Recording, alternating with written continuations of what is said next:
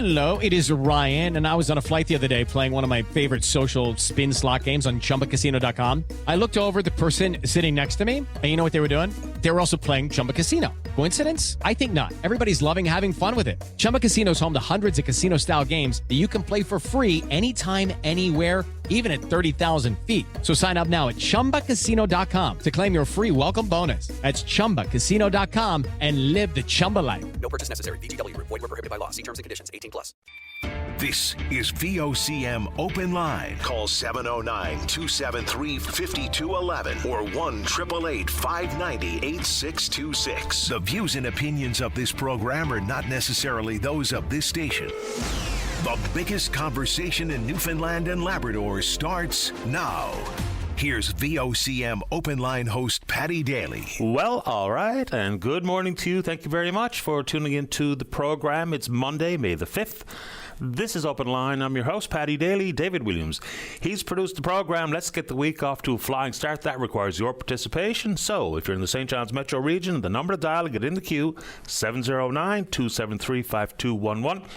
Elsewhere, toll-free long distance, 1-888-590-VOCM, which is 8626. All right, let's wrap a bow on the World Under-18 Hockey Championships down in Dallas-Fort Worth. We were following along not only because Canada's playing in one of the major tournaments, but St. John's native Travis Cricket, part of the coaching staff, they looked incredible in the semi. Beat Slovakia 4-0, and then they absolutely drubbed Sweden 7-0 in the final. So the Swedes looked like they had absolutely nothing in the tank. They had a pretty emotional 4-3 win over the States in the semi. But Travis Cricket adding to his trophy case, congratulations. And I stayed up to watch the Jets game last night. Ugh. So now we had three teams in the second round. Toronto's gone on to the second round. Edmonton moves on to the second round. And now the Winnipeg Jets, who were one of the best teams in the league all year. Last night was incredible. Every young player dreams of playing in a Game 7. So the Jets are down 2 goals with 2 minutes to go, tied up with about 2 seconds to go, and then their captain Adam Lowry tipped in a shot from the point in double overtime, 4-3 victory. On go the Jets. Make it 3. A little bit of baseball. All right. Congratulations to the folks at CBS Kiwanis Minor Baseball, one of 15 recipients of the 2025 Jays Care Field of Dreams grant. So that was announced just before the Jays game yesterday on Sportsnet. Only team from this province to be selected. So they're going to get a share of $1.5 million worth of grant money from the Jays Care Field of Dreams organization. Deal with accessibility, refurbish the field. It's called, of course, Jim Crosby Field out on CBS. So congratulations to them. Since the launch of the program, 232 projects nationwide, more than $20 million has been spent by that group. So that's big injection of funds for CBS Kiwanis Baseball. All right, good morning to Elliot Rowe. Elliot is from Labrador. He's a marathoner. So he just completed the Tokyo Marathon at a time of 5:38:20. That means he's competed and finished in all of the world's, as they call it, the 6 major marathons. So it's obviously Tokyo, Boston, Chicago, New York, Berlin, and London. He finished the Tokyo Marathon at the age of 70. So bravo to you, sir. I think he's done 16 marathons. Of course, built up, became a half marathoner, now a full-length marathon. All 6 in the books for Elliot Rowe. Congratulations to you, sir. No small potatoes there. I'm going to try an awkward segue. So it was on this date in 1973 that the legend, that is Secretariat, won the Kentucky Derby in a record time of 1:59:40. Secretariat still owns the race record in all 3 of the majors, all the Triple Crown races, Kentucky Derby, the Preakness, and the Belmont. Dave and I watched the video of the Belmont Stakes. Incredible performance. All right. In this weekend's Kentucky Derby Saturday evening, all 19 horses in the field were descendants of Secretariat, which is kind of remarkable. And the winner, Sovereignty, who I picked mostly because I don't really know the horses very well, but because we've been talking so much about sovereignty here, unnecessarily and unfortunately so. On that front, apparently King Charles III is going to read the speech from the throne.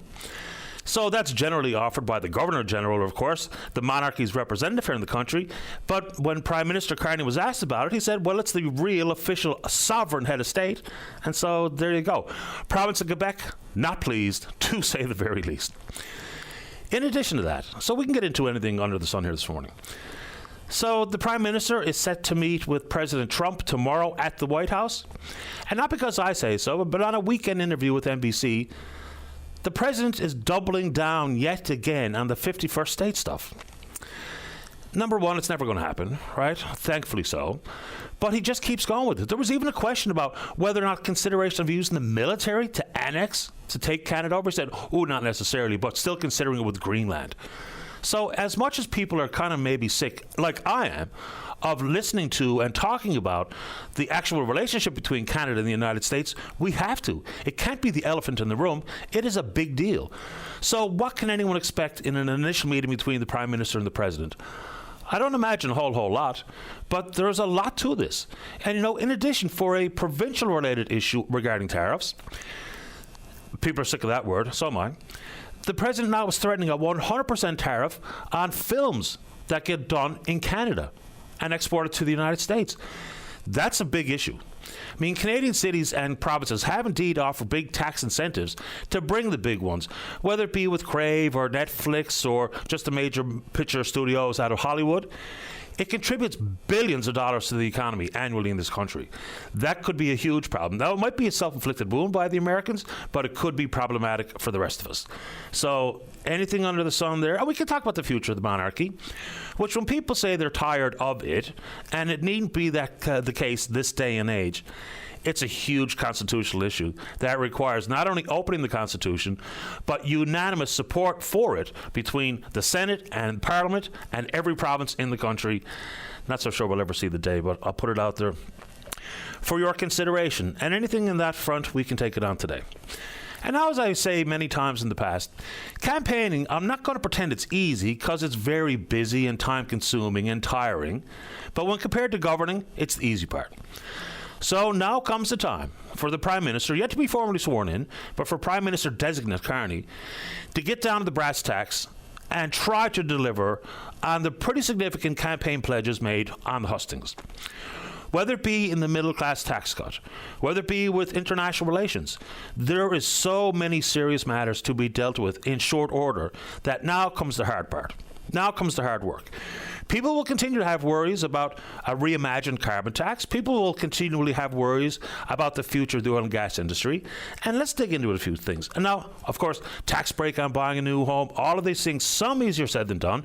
And yes, the carbon tax has been reduced to zero, needs a legislative amendment to eliminate it. Let's dig into the oil business. So there's some cautious optimism coming from Equinor about Beta Nord. There's talk of maybe first oil in 2031. There's talk of, phasing it in. The two most, what it looks like, the two most productive wells, because Beta Nord is a series of 5 wells, at Beta Nord itself and Cambriol, maybe they come first as they try to restructure the deal. We'll see. The cautious optimism, I think, is very real. They've done a variety of things and held a variety of events in the last couple of weeks that gives people who are oil industry watchers and people still bullish on the industry for some hope down the road. And then it's the magic regarding pipelines. It's difficult to have a conversation about pipelines because there's a thought in some corners that if you just throw open the doors, people will come and build pipelines. And there are tons of pipelines in this country. Let's look at the twinning or the expansion of Trans Mountain 1 year later. To this date, still not operating at full capacity. So, bunch of schools of thought. Whether it be about the oil companies hesitant to pay the big toll. Because remember, that was initially a $4.5 billion pipeline. Now the price tag, $34 billion. So in an effort to recoup some of that money, of course, the tolls are pretty high.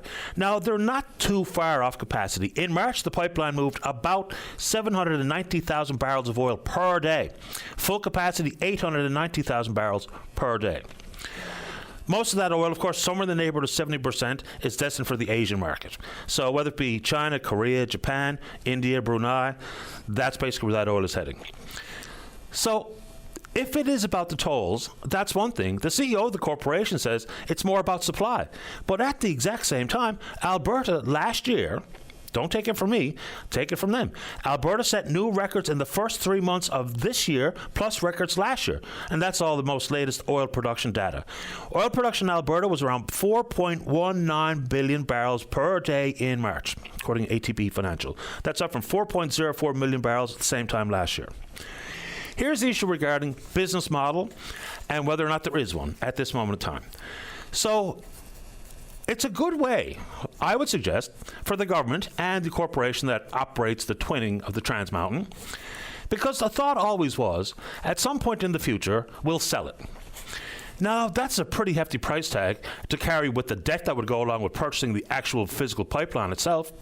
But if we're going to have some sort of better understanding about the building, the operations of pipelines into the future, because cost recovery is decades for building an expensive pipeline, is it time for the government to have that, as they say, the market sounding? See what it looks like out there. Get some feedback so that Canadians can have a better understanding of exactly what the possibilities are for especially the private sector to build a pipeline. Your thoughts? We can take it on because it gets an awful lot of talk, and I guess understandably so. All right, and then for the Prime Minister, and it might be moving target, talking about defence spending. Currently, there are plans, we're told, to meet the 2% of GDP as per our NATO obligations. With the upcoming NATO meeting, there's a pretty general consensus that 2% is going to become 3%, which is way out of where we are right now. Along comes South Korea. So we know we've already got a deal struck with Australia to be an early detection system up in the Arctic, but the South Koreans are coming forward with a pitch that they've been very aggressive around the world. This between $20 and $24 billion, things like submarines all the way to howitzers. So apparently a pretty comprehensive pitch has been made. The real deal will boil down to whether or not some of the military spending that we're going to have to do, justifiably so. The country has turned its back on the military for far too long. The unpreparedness numbers are undeniable. The recruitment, the shortage is absolutely real. So can there be more Canadian business in our military procurement? Will the South Koreans be successful here? Because I don't know what capacity we have for building things like submarines, but it's probably in the country's best interest, as we try to figure out our relationship with the United States, to avoid, as best possible, buying military infrastructure, equipment and weaponry from the Americans. Not because I'm some sort of sookie baby on the sidelines, but it just makes sense. Generating economic activity to try to expand our trade relations with other countries seems like we have no other option. Now, we already did in the past have no real option beyond trying to diversify as best possible with the, whether it be the unreliability of the Americans and or who knows what's going to happen into the future. So the more ducks you have out there to line up, probably the best for us. But the South Koreans have been super aggressive, brought a bunch of countries into the fold, so we can take it on as you see fit. And in the world of military and what have you, when we're told by the Americans that Liberation Day was the day that the tariffs came into place, let's get down to more based reality. Today's Liberation Day for the Dutch. And right through this week. There are ceremonies in the Netherlands over the weekend where some 22 of our Canadian veterans were in attendance, aged between 95 and 102. Proud, no question. And the Dutch are remarkably thankful and grateful for what the Allied forces brought, whether it be the Polish and the Americans, the Belgians, the Czechs, liberated the country in 1945 from German occupation by the Nazis. Also, the U.S. Army troops liberated the Mauthausen concentration camp in Austria during World War II on this date in 1945. So that's actual examples of liberation. All right. What a week for political watchers last week. Now, of course, both the new Premier and the new Prime Minister are designate at this point, yet to be sworn in. But in addition to Mark Carney, John Hogan is the new Premier of Newfoundland and Labrador, new Premier designate, pardon me. So he won some 77% of the vote. I don't think I'm too surprised on that front, but John Hogan comes out as the next Premier, which will be the 15th in the province's history. Opposition parties, when asked about it, and I think these are fair answers offered by Mr. Dinn and Mr. Wakeham, is nothing really changes necessarily because we have a current sitting government and nothing's changed, and we haven't gone to the polls to see if either the voting districts around the province are willing or wanting a different representative. But in comes Mr. Hogan, Premier designate. Talk about the obvious, and still lots of work to be done in this province. And it looks like and sounds like very much sticking to the plan as brought forward by the Health Accord. We're in year 2 of a 10-year roadmap. Some people like it, some people don't. So be it, we can talk about it. Then, of course, the critically important ones, which are, we've beaten them to death, so to speak, but we haven't solved the issues yet. The cost of living is still way out of whack. Then it's housing. And then, of course, when asked about some of the priorities, Premier Designate Hogan is talking about his legal background and the track towards a definitive or a bunch of definitive agreements regarding the Upper Churchill and Gall and the 2 transmission projects. So anything in that arena, we can absolutely take it on. Oh, I did mean to say, and of course this is worth mentioning, is back to the feds for a second. So we know that Mr. Poilievre, the leader of the Conservative Party of Canada, he lost his seat in Carleton. The overriding sentiment is that he didn't spend enough time in his riding, took it for granted, and consequently, a man named Bruce Vanjoy won. I'm not surprised this is the case, but now there's been a Conservative who's standing down. The winner of Battle River Crowfoot took about 82% of the votes, so it's super secure. So the gentleman, who's yet to be sworn in, so he can't even resign yet, is a guy named Damien Currick. He was first elected back in 2019. All right. So people will say, what about the fiscal Conservative position taken by Mr. Poilievre? Now we need to see another $1 million spent on the by-election. Whether or not people like it is one thing.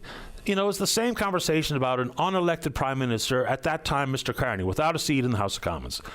And it looks like the Conservatives are quite happy enough to do whatever it takes to see Mr. Poilievre win a seat so he can represent the party as the leader in the House of Commons. So in some of these really staunch Conservative strongholds in Alberta, he's going to win. Okay. Whether or not people like it, it's actually the system as it's structured. So I've heard the pushback about $1 million of unnecessary spending, and there's something to that. But the Conservative Party are not doing anything untoward here. It's available. It's happened in this province. People think back to 1987 when Clyde Wells didn't get a seat. Eddie Joyce stepped aside. Mr. Wells took the seat out west, Bay of Islands, and, of course, took his seat in the legislature. So I've got a lot of emails that are really riding the Conservatives hard on this one, but it's actually something that's available to them. So your opinion, more than welcome on the show. But this isn't, creating a new handbook. This isn't going or drawing or colouring outside the lines. It's absolutely available in the Westminster style of Parliament. So Mr. Poilievre's going on. One thing that we have no real idea of is what it took for Mr. Currick to give up his seat. So Mr. Poilievre says he's humbly taking an opportunity to run in the by-election. The Prime Minister says he'll call one in short order. But is it really just a party faithful decision where someone just steps away from everything that's associated with a second term as a parliamentarian and the annual salary? You gotta think Mr. Kirk got something out of it, as opposed to just some attaboys from some of the party faithful and or their donors in the province of Alberta. And of course, I almost don't want to or feel like talking about it, but the whole conversation around separation is getting traction. I think it's obviously from a loud, vocal minority, but it's still in the news. And Premier Smith is pushing it along as aggressively as she possibly can by the look of it. All right, so there's an awful lot to discuss. Like we say, it's like drinking from a fire hose. They're just non-stop issues, big and small. So whichever of the ones that you'd like to broach live on the program this morning, please do exactly that. We're on Twitter. We're VOCM Open Line. Follow us there. Email address is openline@vocm.com. But my favorite is when you join us live on the program. Debbie wants to talk about PTSD. Doctor shortage is in the queue. Then I heard a story earlier in the VOCM News and on the VOCM Morning Show, where we all know what happens when the snow goes away, and here we are to exact that time of year here in this city and around the province for the most part. Then you see all the grout. The unpicked up dog poo, to the coffee cups, to the garbage bags, to whatever you can think of under the sun, and yes, the numbers of needles. It's unbelievable. People send me pictures all the time, and we can absolutely take it on. And to those of you out there who have organized and participated in some community cleanups, big and small, good on you. Bravo. The unfortunate reality is this city, and I can only speak for this city because I spend most of my time here, of course, in St. John's, although I'm hoping to get to Gander this week. The place is up to your neck. And it shouldn't be that way. So if you've done a cleanup now or planning one into the future, we appreciate the effort. Good on you. All right, let's see here. So I gave you the shout out who's in the queue. Hopefully that includes you right after this. Don't go away. Welcome back to the show. Let's go to line number 2. Good morning, Susie. You're on the air. Hi, Patty. Thank you for taking my call. Happy to do it. I'm calling in this morning to share my husband Tim's story. about his cancer journey, blood clots, and the urgent need for accountability in the healthcare system. Where would you like to start? Paddy, Tim was admitted to hospital on November the 10th with perforated bowel. And on November the 12th, after the second perforation, he underwent life-saving surgery. And 10 days later, we were told he had cancer. It was stage 3 adenocarcinoma. Tim began chemotherapy in January of 24, and he was scheduled for 12 treatments. Prior to his 6th treatment, which was happening March the 18th to the 20th of 24, Tim began experiencing leg pain, and we raised those concerns at our appointment on March the 18th. And again, multiple times on the 20th, Tim was doing a 46-hour chemotherapy. And we raised concerns again because he was having trouble walking by this time, and we were afraid that it might be a blood clot. I'm very nervous, Patty. I'm sorry. You just go ahead and take your time. No worries. We told him that we were going back to Labrador and that there was no hospital available for us there should he need specialized care. But, Patty, we were dismissed. No tests were done. We were told that it was varicose veins and the bottom of pair compression socks. On March 23rd, just 3 days after his appointment, Patty, Tim died. The cause of death was massive pulmonary thromboembolism caused by deep venous thrombosis. Patty, cancer patients are at high risk of blood clots. It's the second leading cause of death after cancer itself. One test was all we needed to determine or rule out the blood clot. You know, Patty, just last week my friend ran into a similar issue, and she was given a blood thinner injection to rule out the risk of a blood clot. I'll always wonder why Tim didn't receive that same treatment. A few weeks after Tim passed, Patty, I received a text message that said, verbatim, "I feel responsible for Tim's death." And some weeks later, I received a call that said, "Tim downplayed his pain."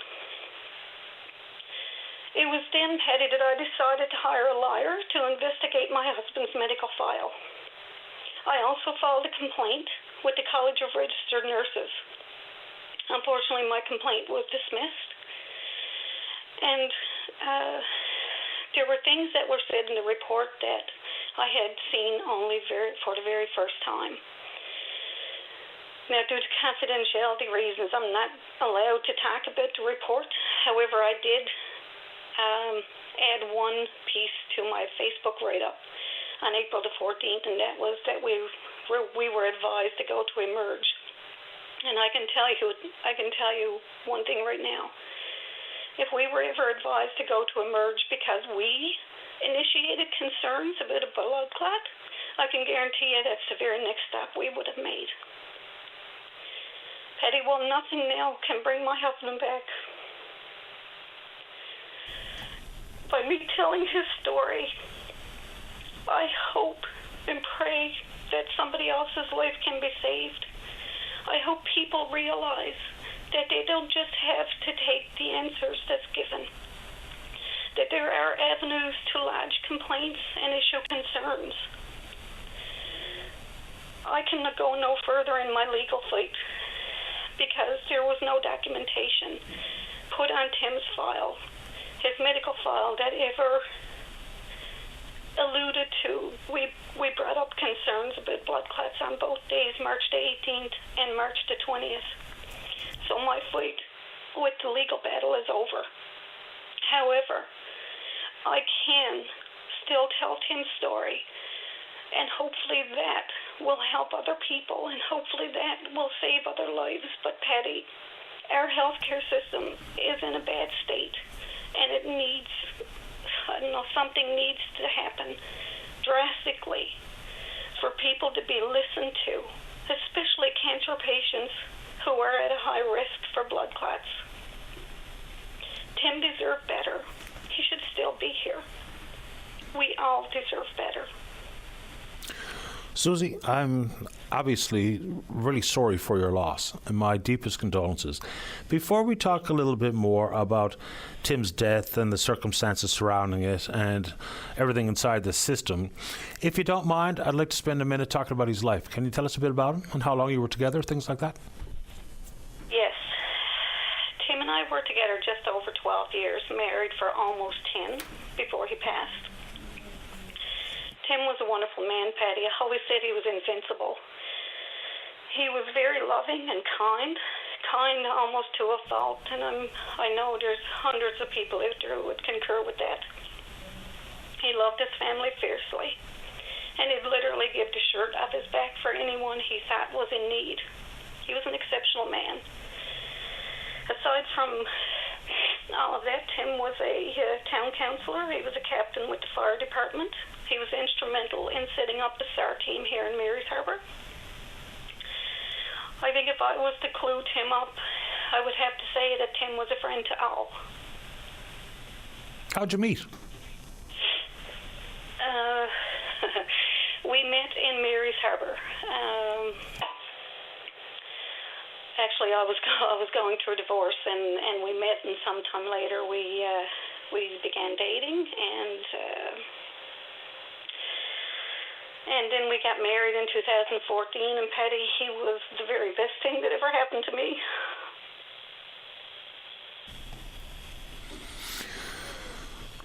Well, I'm glad you had those powerfully wonderful years together. Inside of this story, and this isn't even like necessarily a doctor shortage story per se, even though you don't know exactly what kind of documentation gets unpublished, what kind of errors might be made because of the strain on the system. So there's going to be human contribution to diagnosis and scheduled treatment, but you wonder how all of that plays a role, and I'm sure that dogs your thoughts day and night. Mm-hmm. Susie, would you like to tell us anything else this morning about anything regarding Tim?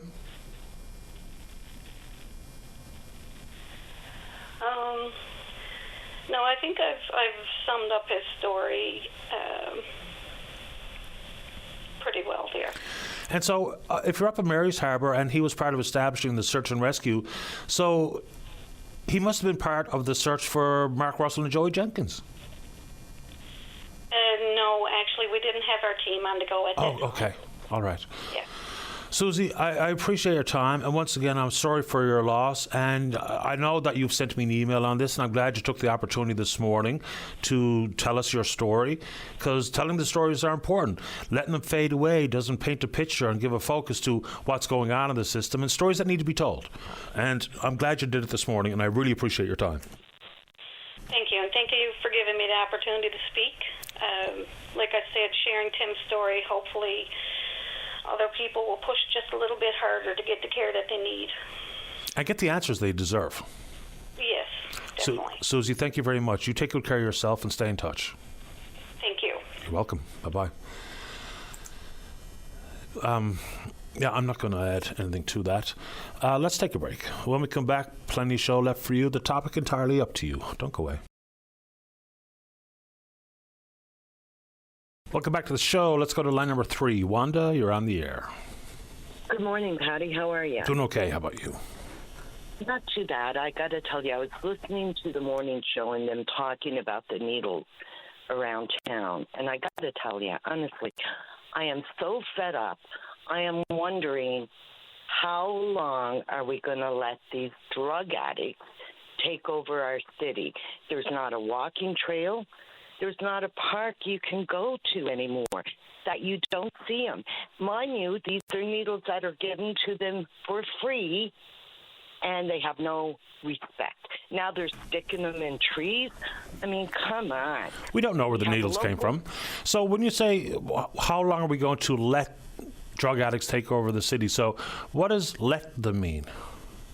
Well, you know, here, Patty, and as you say, we don't know who's leaving them. Well, let me tell you, it's not poor old Mrs. Smith next door who's got, diabetes going around dropping them in parks. I mean, let's think about this for a minute. I'm not suggesting that.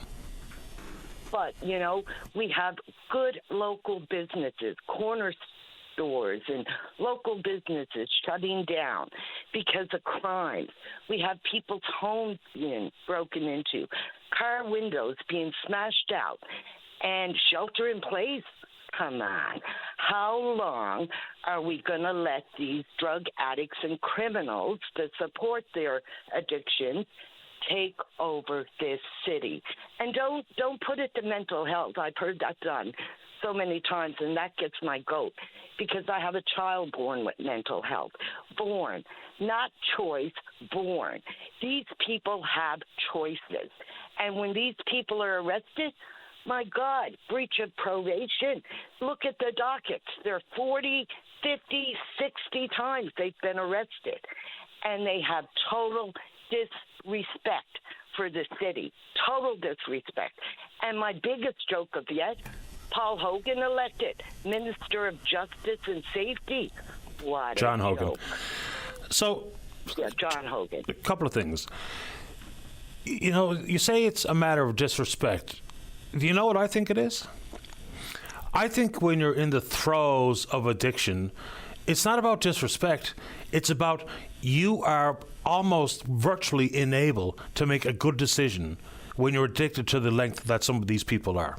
So whether it be, and regardless if they got a clean needle for free or they share dirty needles amongst themselves, decision making goes by the wayside when you're living in that life circumstance. So, I've seen this example where a red collection container for needles is right there within eye shot of where they throw it on the ground.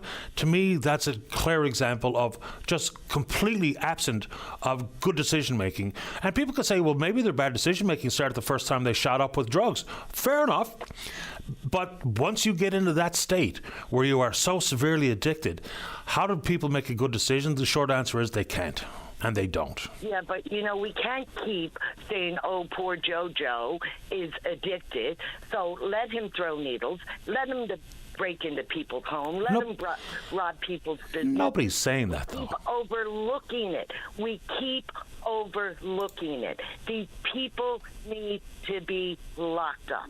Bottom line, locked up. I have friends from Toronto don't even want to come to Newfoundland now. Born Newfoundlanders, because our city is so violent now. Such a state. And they're talking about not wanting to come here, but they're living in Toronto? Yep. But when you look at per people, per province, we're one of the worst ones, Patty, for crime and drugs and even I've listened to you over months and months, don't lock your vehicles. For what? I've heard a lady say someone slept in her vehicle and defecated. What? Just keep handing them. Here, do it, my son, do it, my son.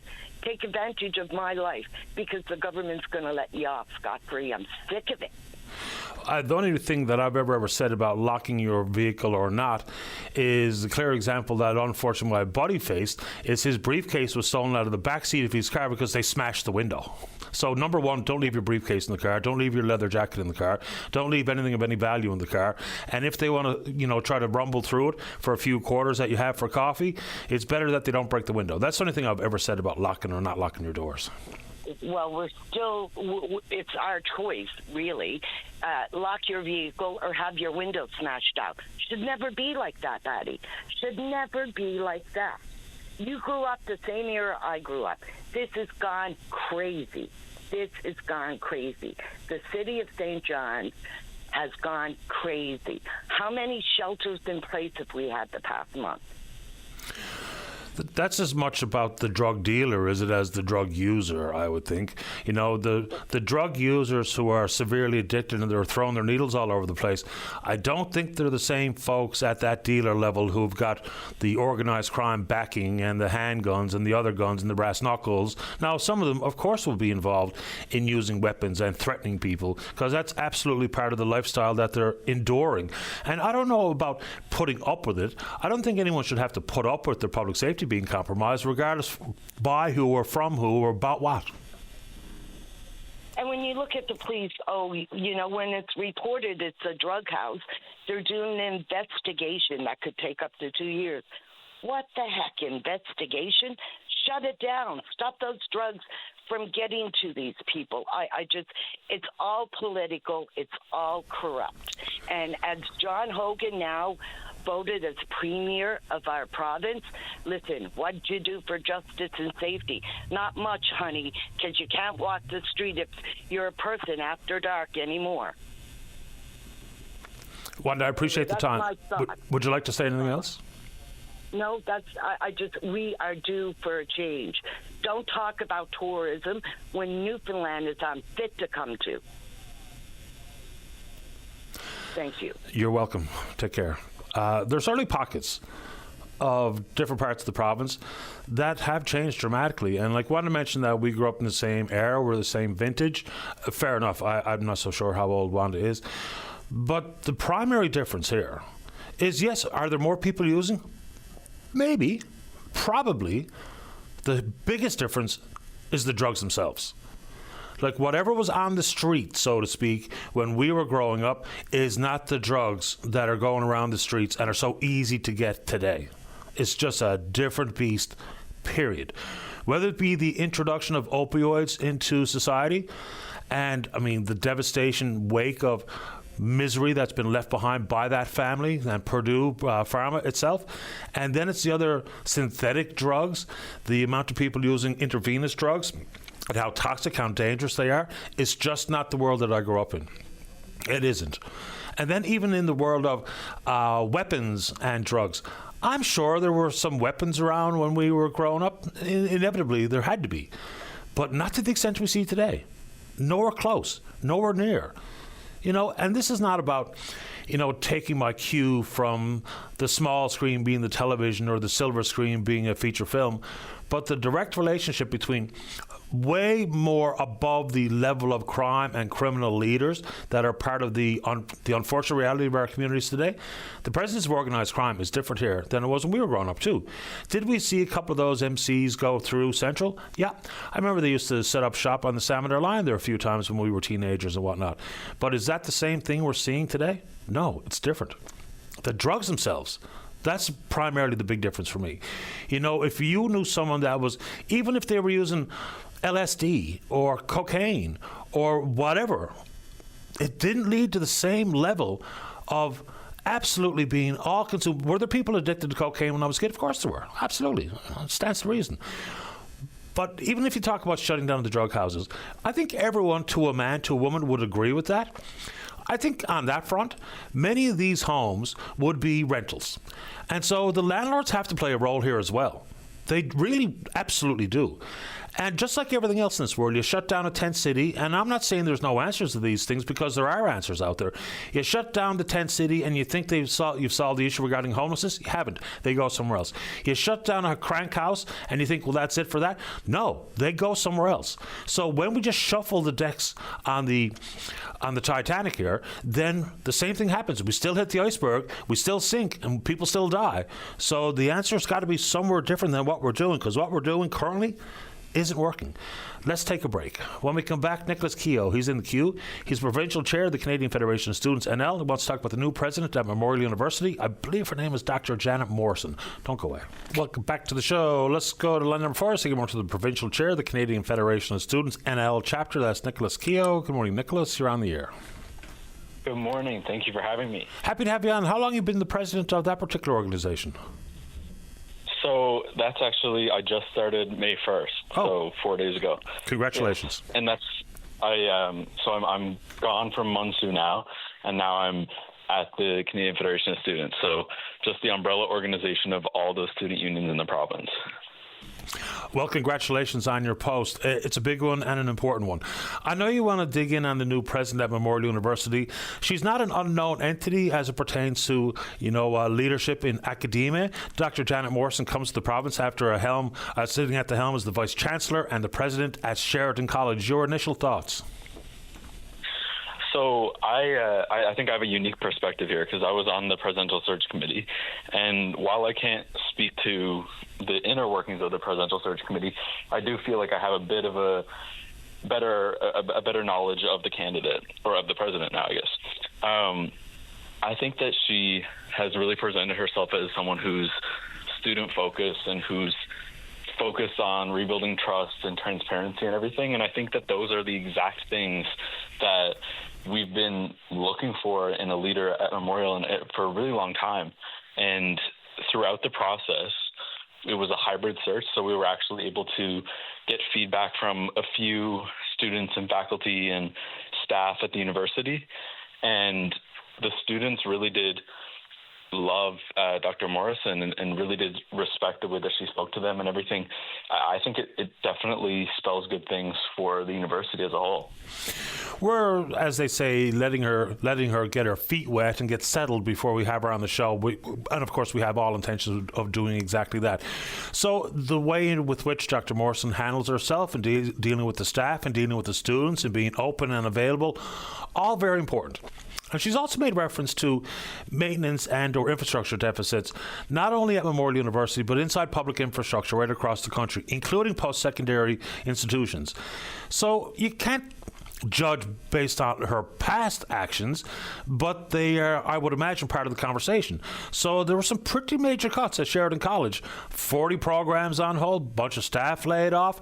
There was a $112 million, I think is the number, drop in revenue, and what that means going forward is consequential. So when you look at what happened at Sheridan College, and since her hiring, I did look around, and that's not the outlier. This is pretty much standard status quo for a lot of the big universities in the country. So what do you think about what she brings from Sheridan? How do you think that carries over to Memorial?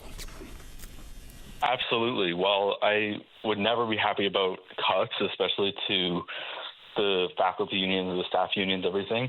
I do think that there's something to be said for the fact that from what I've heard from the Sheridan Student Union and Faculty Union, they seem to really respect her despite all the cuts. And I think that's something that we haven't seen here, is someone who's able to make hard decisions and really still keep transparency, keep a good relationship with the people in the university. And I also think she realizes, and I think that the province should realize as well, Memorial is not the same as Sheridan. So when we talk about cuts, of course, cuts are happening across the country and in many different post-secondary institutions, universities and colleges alike.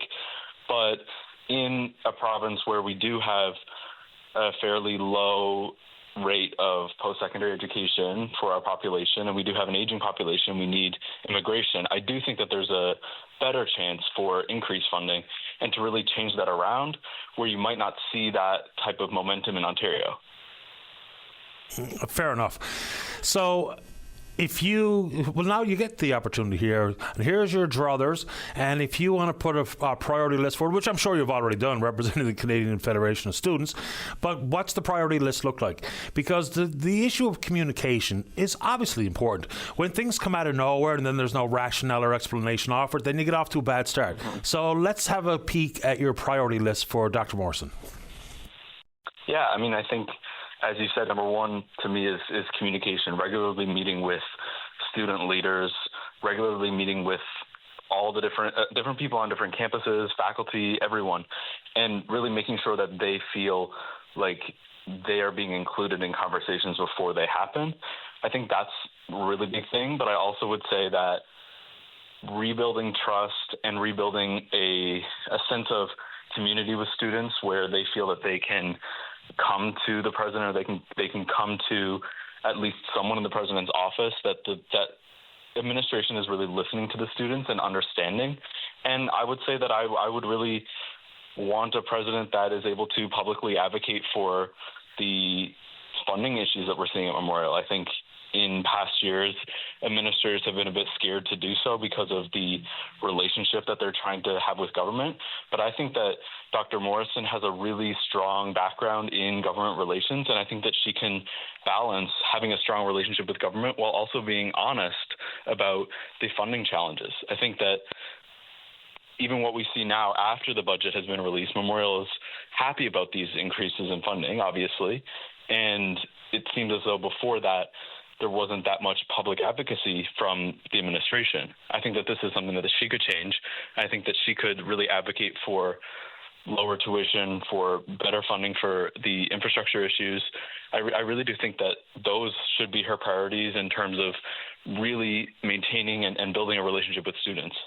Yeah, I mean, I really do think, for the obvious reasons, we focus in on things like infrastructure deficit because it's real, it's right in front of us, it's the bricks and mortar that are not where they need to be for healthy, safe, and appropriate surroundings for students and staff alike.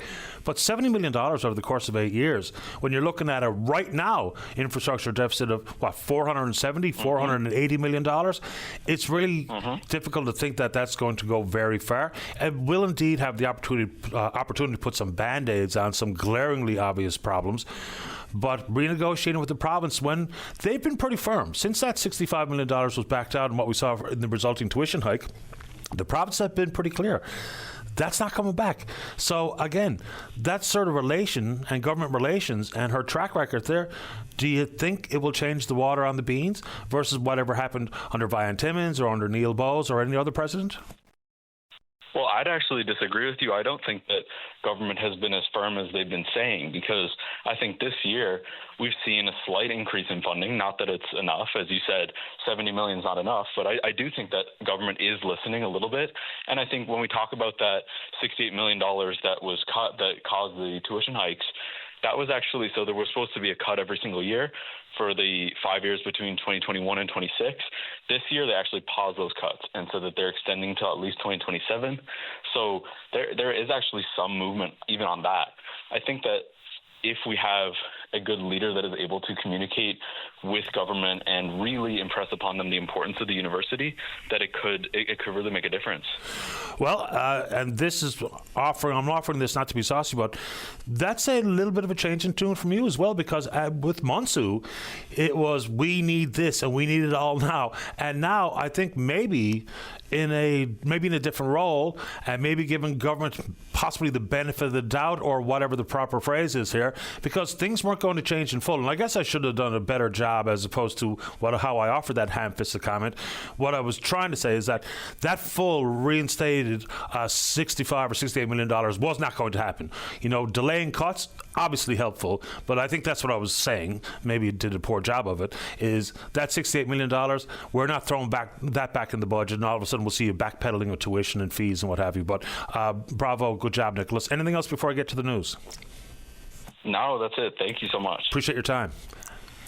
Here you go. Nicholas Keogh, the newly elected president, provincial chair, Canadian Federation of Students. Throw this out for traffic. I didn't take it, but apparently, and I think it's as new as of this morning, Pitts Memorial eastbound overpass over the TCH is now reduced from 3 lanes to 1. You have traffic leaving to go east, traffic joining to go downtown, and a zipper merge. The traffic backed up will be unacceptable. How can this be allowed? So says Brad. He goes on specifically in a note that was just to me. The construction company has cut off the 2 or 3 lanes on the eastbound overpass. The traffic at 7:30 this morning was backed up from Fowler's Road to the overpass. Yikes. He was there at 7:30. He's wondering aloud what it was like at 8:30, when it was probably even a little bit busier than it is at 7:30. Your thoughts, if you were there, let me know. Appreciate the patience of those in the queue. Debbie's there to talk about PTSD and psychedelics. And Ern has a Liberation Day from the Netherlands story that we broached earlier, a connection to this province. Appreciate both of their patience. We'll get to them and you right after this. Don't go away. Welcome back to the show. Let's go to line number 1. Debbie, you're on the air. Good morning, Patty. Good morning. It's been a while since I've chatted with you. I just wanted to update the public, I guess, on what's been happening with psychedelic cannabis therapy in the province. Let's hear about it. Okay, I just want to give a little bit of my background. I'm 66 years old. I lived a life of trauma, you name it, childhood abuse, a lot of sexual assault when I was a teenager, workplace harassment and, relationship issues, families with addictions, and so on and so forth. So I ended up developing complex post-traumatic stress disorder as a result of all that trauma in my life. And then after being diagnosed with complex PTSD, I developed a seizure disorder, which is psychogenic non-epileptic seizures. I was a counselor in Labrador City for 25 years, and then I became disabled. I had lived most of my life taking some sort of pharmaceuticals to try and help with depression and anxiety and panic attacks and everything else that goes with complex PTSD and the seizures. But what ended up happening to me was the traditional therapies that were in place at the time, and the pharmaceuticals that I was using just basically pushed my trauma further into my nervous system, and it just kept bubbling up until it reached a point where I just couldn't cope anymore. So, desperate to find help, I found a show on Netflix. It's called How to Change Your Mind, and it talks about using psychedelics to heal many things. And to make a long story short, I ended up going to New Brunswick 2.5 years ago, and I found someone who was working, I guess basically we'd say underground, because we were using illegal psychedelics at that time, and I sought treatment and began the process of healing my trauma from the abuse that I suffered using psychedelics. I came back from New Brunswick and came to my home, and things got worse. It's like my nervous system was opened up with the use of the psychedelics, but things just gradually got worse to the point that in June of 2023, I wanted to end my life. So that was the worst of the worst. And shortly after that, I discovered psychedelic cannabis. And I was really delighted to find that psychedelic cannabis could heal my trauma. So I've been healing myself for the past 2.5 years. I've been seizure-free for 17 months. I no longer have anxiety. I don't have panic attacks. My depression is gone. I'm able to concentrate. I've written 2 books. I've gone back to school. I am now a psychedelic cannabis therapist, and I've opened a center on the west coast of Newfoundland where I'm helping other people heal. And I am going to be in St. John's on Saturday, May the 10th, and I'm going to share my journey of healing my trauma and the mental health issues using psychedelic cannabis therapy, and how I am helping others to heal as well. And I'll be at the Crossroads Inn and Suite on Saturday, May 10th at 1:30. So anybody who's interested in this topic and wants to find hope, please come and join me and hear a story of it's called Turn Pain into Purpose, and that's exactly what I've done with my life. So, Debbie, telling your own personal story, of course, is important.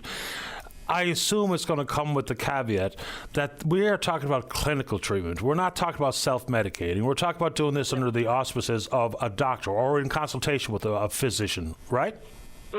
Yes, and, when someone comes and does psychedelic cannabis treatment with me, there's an assessment and all of those things that you would do with any sort of treatment. It's not the same as using cannabis recreationally. When I do my therapy, I'm in a setting that's safe and contained, and I'm guiding my client through the process of ingesting the cannabis, and then the cannabis brings the person to an altered state of consciousness and really highlights what's in the nervous system and needs to come out. Because what has happened I thought when I was listening to one of your previous callers talk about the drug addicts who were living on the streets, and my heart goes back to them because I was there. I lived on the streets as a teenager, and the drugs were a way to escape from the pain, and that's what I did. And I just think of the pain that those people are suffering, because there's a reason that they're drug addicts. They need help, and I found a way to heal. So all of the symptoms that would cause me to go and live on the streets and try to numb pain, I've been able to heal those symptoms using a safe drug and one that is legal in Canada, so I'm really grateful for that. So yes, we're in a safe, contained setting. A person is being guided. We use the proper music to elevate the process, and what happens is the body releases the trauma that's stored in it, and the body does that naturally, and cannabis escalates the process. That's been my experience.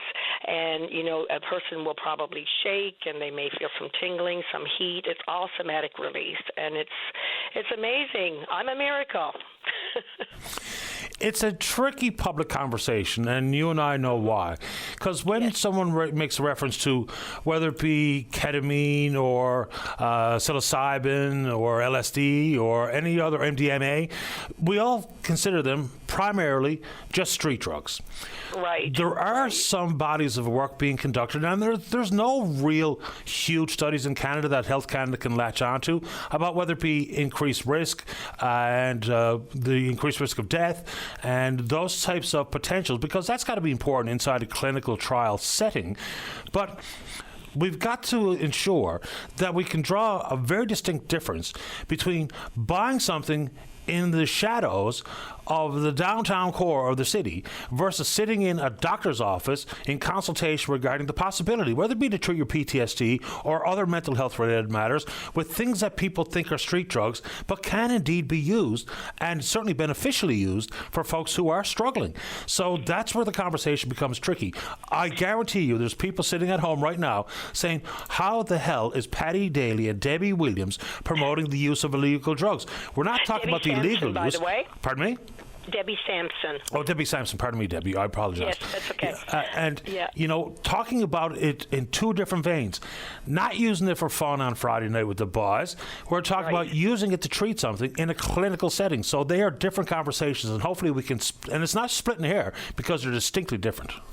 They are very different. And the sad part is, I mean, I grew up in the era of, you know, the war on drugs, and I remember the commercials, you know, you take drugs, they fry your brain. They're you know, drugs are cannabis used to be the gateway drugs to, you know, the drugs that will harm you. But the sad part is all of the research and all of the work that was beginning to be done on the use of psychedelics to heal people of many, many things, not just mental illness like it has healed me from, it stopped because back then it stopped. But thankfully, things are happening. I mean, I went to school, and you know, the school that I went to is called Psychedelic Sitter School. So I mean, there's schools, there's training. Like I've just trained to be a psychedelic cannabis therapist. I don't think there's anybody else in the province doing it. But you know, with the background that I have, my lived experience, my whole life of it, and the 25 years that I used that I was a counselor, I'm using that experience to help other people. So I guess I just want to show people that there's hope, because I know there's so many people that are suffering. And, you know, there's a place for pharmaceuticals. I wouldn't be here if it wasn't for pharmaceuticals. I mean, they did, and my medical team did the best they could with what they had and the knowledge that they had. But the sad part is the medical community is not, like you said, there's not enough studies done. And I've written the provincial government, you know, encouraging them to study and do more about, you know, the people that are out there that need the help and can't get it, but they're just not doing it. So I just said, to heck with them. I'm going to go ahead and do it myself. Yeah, I mean, I'm now helping others heal. There's a broad knowledge of what people refer to as disassociated of drugs. So, and look, don't take it from me because I'm just a lay person sitting in this chair. There's a couple of key American studies. There's one from Sweden. There's one from the UK. And if people are so inclined, you can go directly to the Canadian Medical Association Journal, which is a peer-reviewed, respected journal, and you can very quickly find. And if someone is interested in reading a bit more about it, if for themselves or anyone else, there's a very recent submission to that journal, as recent as March of this year. So, and I read through the vast majority of it. If someone wants that link, I'll find it and I'll send it along, because we are not talking about recreation here. We're talking about, you know, prescribed clinical trials. So if anyone thinks that, you know, we're creating an unnecessary awareness of these types of drugs, that's not the goal here of Debbie's. It's not the goal of mine. And I can send you medical journal reviews, reports, and peer-reviewed studies that are pretty easy to absorb. You don't need to be a doctor or a mental health professional to get it. So let's try to have this conversation on how it can be beneficial, not how it could be harmful. And I always appreciate the time, Debbie. Thanks a lot. You want to give the details where you're going to be one more time? Yes, I'm going to be at the Crossroads Inn and Suite Conference Room on Saturday, May the 10th at 1:30. So if you want to hear my story, more about the therapy that I'm helping others with, if you are interested in my books, drop on by just to have a chat and say hi and listen to something that has been so horrific being turned into something that is very positive. Debbie, you're not providing any psychedelic marijuana, are you? I don't provide the cannabis itself. For me personally, I use cannabis oil, and I've always used medical cannabis. I used it even before it became legal in Canada. And so I refer my clients to Canada House clinics. And in St. John's, there's an office, and there's a wonderful young man there by the name of Matthew Butt, who will also be joining me on Saturday. He is a cannabis educator. So Matthew will talk to my client and anyone else who needs information about cannabis, and then he will set up an appointment with them with a nurse practitioner who will give them a prescription for medical cannabis, and then it can be ordered through different companies online. Now, having said that, there are some people, I work primarily with psychedelic cannabis oil, and it's a medical cannabis oil. There are some people who prefer to smoke it, and I'm just not one of those people, but I can work with people who prefer to smoke it, and if they have already used it, they understand how it works for them, and then I can work with them to, get the medicine in the body and help it to heal rather than using it recreationally, because that's what a lot of people do, but this is definitely not recreational use. Yeah. Appreciate the time. Thanks, Debbie. Thank you, Patty. We'll be in touch later, I'm sure. Sounds good. Have a good day. You too. Bye-bye. Bye-bye. All right, let's take a break. When we come back, Ern, appreciate your patience. He's in the queue to talk about a Newfoundland and Labrador connection to Liberation Day in the Netherlands, celebrated right through this week. We had 22 veterans in the Netherlands over the weekend, aged between 95 and 102. Ern's there, and then Bill he's with the Rotary Club at Waterford Valley, and then you. Don't go away. Welcome back to the show. Let's go to line number 2. Ern, you're on the air. Yes, hello. Hello. I'm speaking about the situation that you're seeing on the television quite a bit now. The great festivities going on in Holland, Liberation Day, and there is a connection to Newfoundland there. I'm sitting here now looking at a picture on the wall there of my father-in-law, and he was killed there and buried in Groesbeck Cemetery. And there's another Newfoundlander there as well, whose name I don't know off the top of my head. There are 2 Newfoundlanders buried in that cemetery, and when you walk in the main gate, and we've been there, some years ago, I took my 2 youngsters at the time, and we walked in there. You're struck by the beauty of the entire place. There seem to be millions of Canadian maples all around the perimeter, but in the middle of it, or close to the middle of it, there's a great wall, a bronze wall, with all the names of the soldiers buried there, and there are nearly 3,000 there. And after 2 of them, their names, their origins from Newfoundland, written there in bronze, with a beautiful plaque, really. And next to that, of course, is the row and the grave number that you can go visit. Now, when you walk through that cemetery, the entire cemetery, there's a headstone for each soldier, and that marks Canadian cemeteries, war cemeteries, apart from the row-on-row of crosses, the wooden crosses that you see. When you drive down through France, you pass a cemetery, it seems like there are miles and miles of those simple wooden crosses. But each soldier buried there in Groesbeck Cemetery, just outside Nijmegen, there is a headstone like you'd find in any well-kept cemetery anywhere. And each grave is marked by a single rose bush, right, of course, at the head of it, right by the monument or the headstone. And each of those graves is assigned to a pupil in one of the nearby schools, and that pupil is responsible for the upkeep, if you will, making sure that the rose is kept up and trimmed and make sure that it's blooming, kind of thing. A mark of, reverence, I guess, in a way, for the soldiers who gave their lives to liberate Holland. It's quite a sight, actually. I had occasion to go there. I was spending one of 13, 14 semesters at Harlow, in England. I was a professor at a university there, and we tried to get that place off the ground, and I spent a lot of time in England. And during one of the midterm breaks, I took my family, Gordon's daughter, my wife, of course, and 2 kids, and we went up there. And a little side note there, we walked down, found the grave, and then as I took the camera to start to take pictures, the groundskeeper came roaring down through, "Don't take any pictures." And I said, "Listen here," I said, "I just came all the way from Newfoundland, and I'm going to take a picture of my father-in-law's grave here." No, he said, "I must rake up the leaves first." It was the fall of the year, of course, and the leaves were, they were knee-high almost. Anyway, he raked them up in a great pile at the feet of the soldier there, we say, and our 2 kids started jumping in the leaves. So I took pictures of them as little kids diving into the leaves on their grandfather's grave at that point. But these 2 Canadians joined up in Nova Scotia, I would suspect, because the Argyll Highlanders were the branch, or what do you call it, regiment in Nova Scotia that they joined up.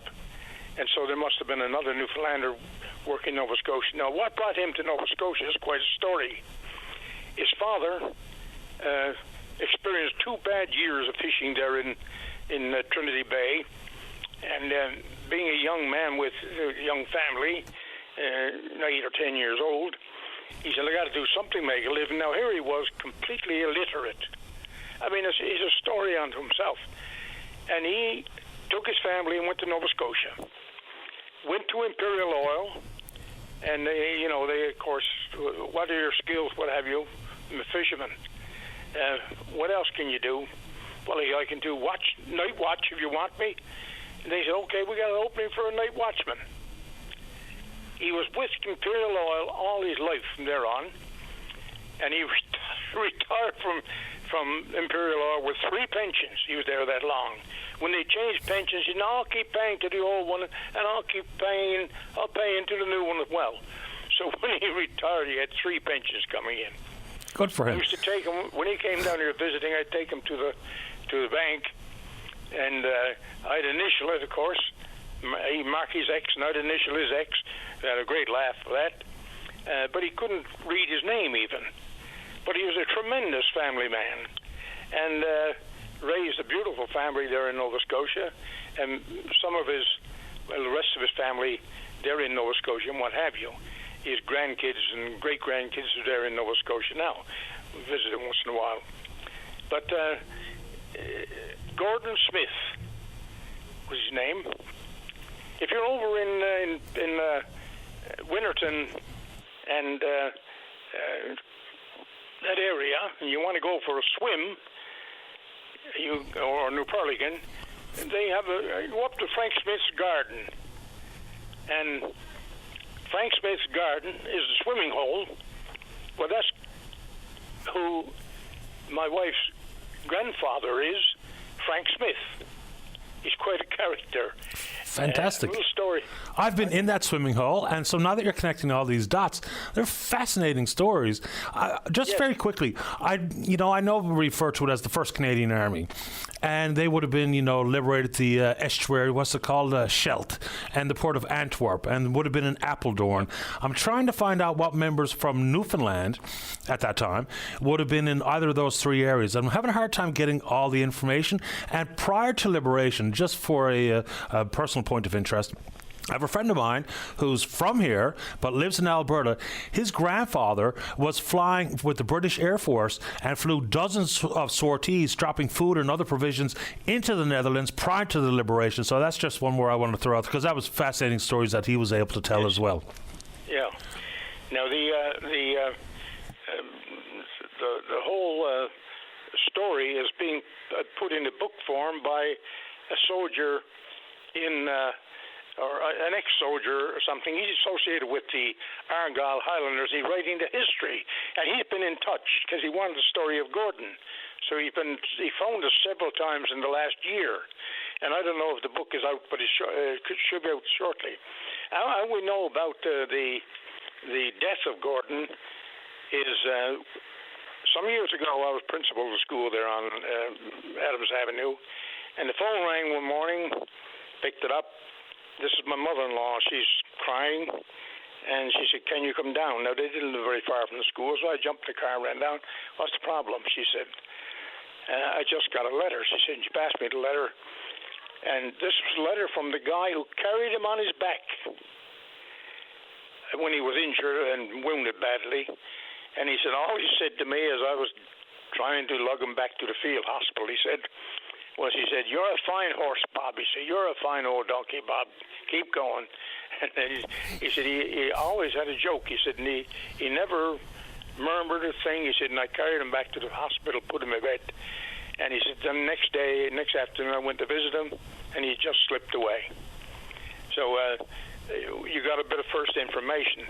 What had happened was an incoming shell struck a tree alongside where they were, and the tree was blown to smithereens, and the wood shards, pieces of the tree, of course, ripped him to pieces.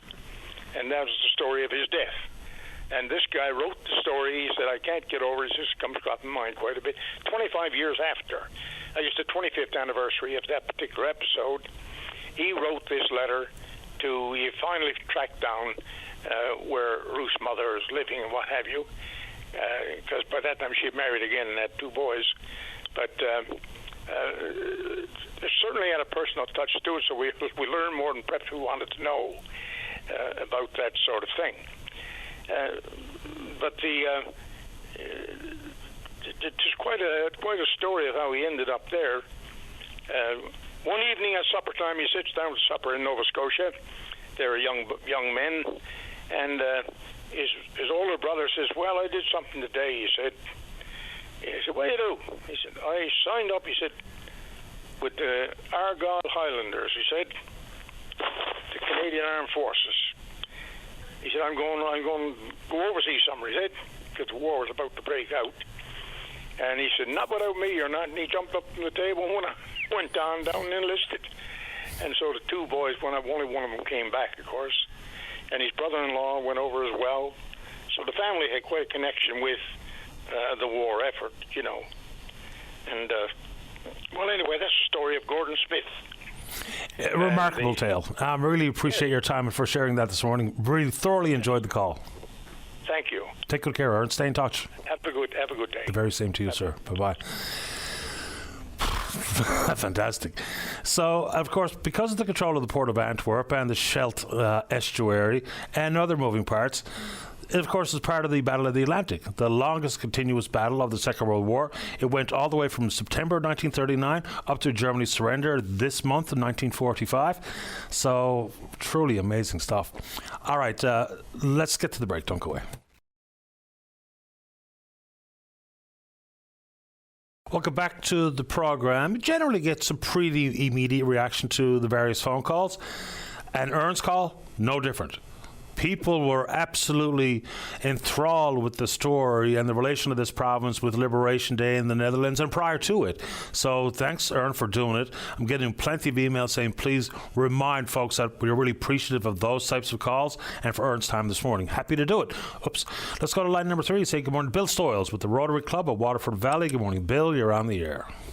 Thank you so much, Paddy. Appreciate that. And like all your listeners, I mean, it's amazing the things that come on your show and how much, people, things that they find out they never knew before, and then they can go on and talk about them and enlarge on everything, But anyway, to the point, and I don't think I have to tell you how much I personally appreciate your show and the things that you do. But anyway, last week, of course, was Volunteer Appreciation Week. Once again, you gave that a great run through the week as I was listening. And on Thursday night, I attended a function at Mount Pearl. There was probably, I'd say it was 100 people there for sure, representing probably 30 or 40 different groups. And, from everything that you could imagine, including, and of course, as part of the Rotary Club of Waterford Valley, we were invited to attend. And anyway, it was heartwarming to see so many people there and such enthusiasm and everything, for making the community as good as it can be.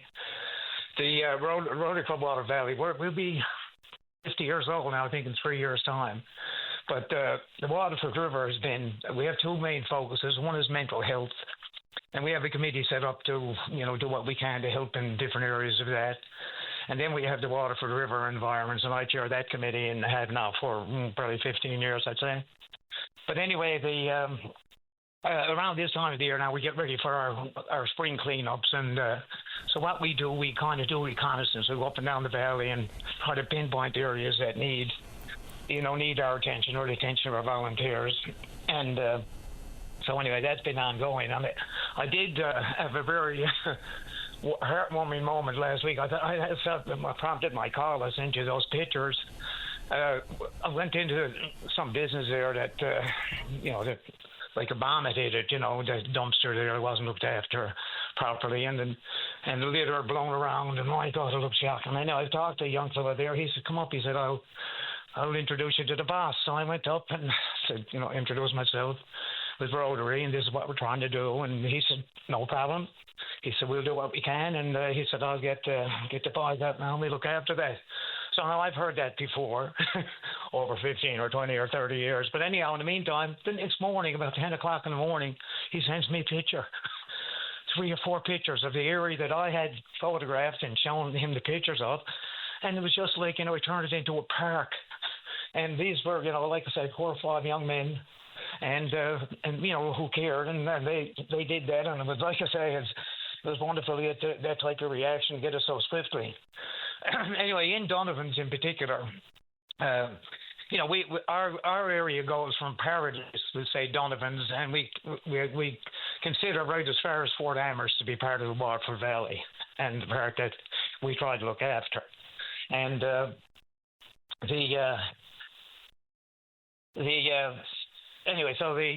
the businesses in Donovan's, for the most part, the businesses look after things. I mean, their lawns are pretty, da-da-da-da-da. But down behind their places and to the left and to the right sometimes, there's a bit of a mess going on there, and they just need, and there are laws around that, regulations in the city of St. John's, Mount Pearl, and wherever, that, you have to keep your property in a certain state. And, so we're planning on taking a bit of an offensive there and going, getting together with the business owners in Donovan's area and probably get out and do, with the help of Rotary, do some cleanups around the common areas and get them to do a little bit better with the properties that they're on. The problems that we have mostly around the Waterford and in the drains and along the sides of the roads are fast food, obviously, and you're well aware of that, and Tim Hortons, they're doing a fantastic business, but unfortunately, we're ending up with the cups and debris from those lunches, that we end up picking those up. We also got a problem with dumpsters. The dumpsters are supposed to be closed, and unfortunately, people, the dumpsters left open or opened by somebody in the middle of the night or whatever. But anyhow, then the goals and whatever else get in there, they pick out a half a sandwich or whatever else, they drag that around, and of course then the winds we have, they blow blow the litter into woods and wherever else it goes. And that creates quite a problem, and that, a lot of the cleanups we do are because of that. But the other thing we have, and number 3 would say, is the buffer zone. You see, along the river in any freshwater body, there's a 50-foot buffer on each side of the river. And that is to protect the river and its inhabitants, so that they have some room there to breathe and to grow and keep the river in a somewhat natural state. Now, of course, we don't have much left of the natural water for now in my 70 years living around it. But what we do have left, we're intent on making sure we keep that. So we got to pay particular attention to the buffer and make sure that nothing within 50 feet of the river, nothing happens to the detriment to the river and the trout and whatever else live in it. The other thing we got is snow clearing. You see, it's illegal to push snow. Actually, remember about 5 or 10 years ago, they said you can't push snow in the harbour anymore. And at the time, I was somewhat involved in the harbour cleanup back years ago when we were doing 150 litres of sewage a day going into the harbour. And here we weren't allowed to dump snow. And so I said, my God, well, why are they dumping snow in the Waterford River? I really, how come they're doing this? So all from the railway station right to Donovan's is a common practice of businesses to push their snow, where it's not in their way, and sometimes that happens to be down into a brook behind their place or, a wetland or whatever else. And, of course, along with the snow goes every bit of litter and oil tins and whatever else was on the parking lot ends up down in the river or strewn around, the trees and whatever. And also, salt spreading is a problem for the trout and for things that the trout live on. I mean, we spread salt. Oh, my God, I live on the South Side Road, and it's not unusual to see, I suppose, 3/4 of an inch of salt in certain places, and 2 days later it's not there. So it's gone down through the storm drain and then into the river. And, of course, that's not doing, the wildlife any good down there for sure. And you can see the difference in the shrubbery around when the salt hits it. Of course, salt is nothing. That's what salt is for, to kill things. And it was a good job in making the roads drivable, but it's not something we should be doing with the, around the river. Donovan's needs a lot of work, and that's our far west area. And the road to Fort Amherst is another shock, and that goes down to the boat base. And there's a lot of construction going on down there, and a lot of people that don't live there, obviously, and a lot of business has been transacted, and apparently they get their coffee there on Water Street, and then they finish it off at a certain time, and when they do, out the window it goes. And we're going to clean that area this week. And our plan is to have as many, do whatever we can to count up to Tim Horton cups and say, this is totally ridiculous. I bet there's 1,000 down there. Anyway, in the meantime, we're going to get at it and clean it. But that's something we should not we should not have to do on a regular basis. Anyway, just move, the support. Now, we do get a lot of support. And actually, the river in itself has never been as clean. We're at this now 40 years. And, in the beginning with Benny Malone and all the crowd, we took, we took stoves and hot water boilers and Chesterfields and car wrecks, and, we took everything out of it, along with Rotary, of course, at the start. But nowadays, it's mostly a litter pickup. And then things are much better. The places we did last year, we've gone over them, and really now we're used to pick up the Billy Boot bag. Now we probably might get a little Sobeys bag full. And, we had great support to our RCMP veterans. I don't know if you've had any dealings with them. But anyway, great bunch of guys. They used to clean up the Trans-Canada Highway till the government thought it may be too dangerous to have them out there. So they came along last year and offered to get involved in our cleanups and did a tremendous job up there in the Coruscant Drive area and, up to some of the dirtiest places. They took it on, no problem. CNLOPB there, Scott SCA and a whole bunch of people at that. They came out, 2 different cleanups. First Light is a Indigenous group there on Brookfield Road. Salmon Association, they've always been great supporters. Conservation Corps, now we're working with them. Actually, they got some funding to, deal with some of the big problems we have. NACAT, which is another environmental organization. And, of course, then the Rotarians, and we got a club of only 20 members, but they're very active 20 members, and they get the friends and the family and the neighbours, and we manage to get, when we need a clean-up crew, we can usually count on the boys to come through here. Great. And I suppose then, we got our family and friends and neighbours who always seem to be interested in making their place better for everyone. And I just wanted to, these cleanups will be ongoing now for, also Mount Pearl have decided that, scheduling cleanup, say, for Saturday at, 11 to 3 or 11 to 2 or whatever it is, that would work wonderfully if we could depend on the weather. If it was an indoor cleanup, we'd have no problem. But the weather, the way it is here in Newfoundland, especially in the springtime, is that, you could call for a cleanup on Saturday and we could get, 30 millimeters of rain and, 70-mile-an-hour winds, and you don't get much of a turnout. So anyway, what we decided, and actually Mount Pearl has been working with us on this thing too, is that we're going to have what we call pop-up cleanups. We'll pick a day, like maybe today, and we'll whack out a notice on our websites, and the websites we use, Waterford Valley has our own website down here. Southside Road has a website. And then Mount Pearl, Paradise, St. John's, and then, of course, our own Rotary website. So we just put a notice on that quickly that, cleanup is going to happen tomorrow at 4 o'clock or today at 6 o'clock, either at such and such a place. And if we get 10 or a dozen people show up, all the better, makes it for a, very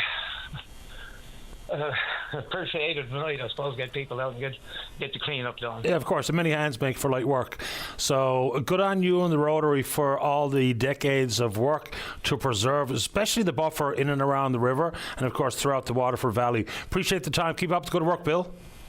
Thank you so much, Paddy. Thanks for all you do, my buddy. My pleasure. Stay in touch. Bye-bye.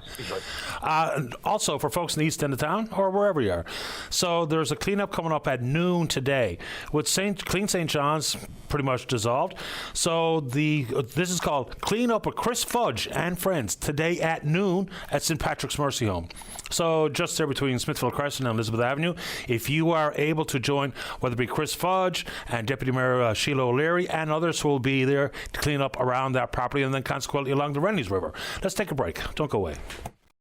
Welcome back to the show. Let's go to line number 1. Good morning, Ruby. You're on the air. Good morning, Patty. Thank you for taking my call. No problem. I just want to, I guess from an earlier caller, the lady was talking about drugs and the drug abuse and government not doing enough and whatever.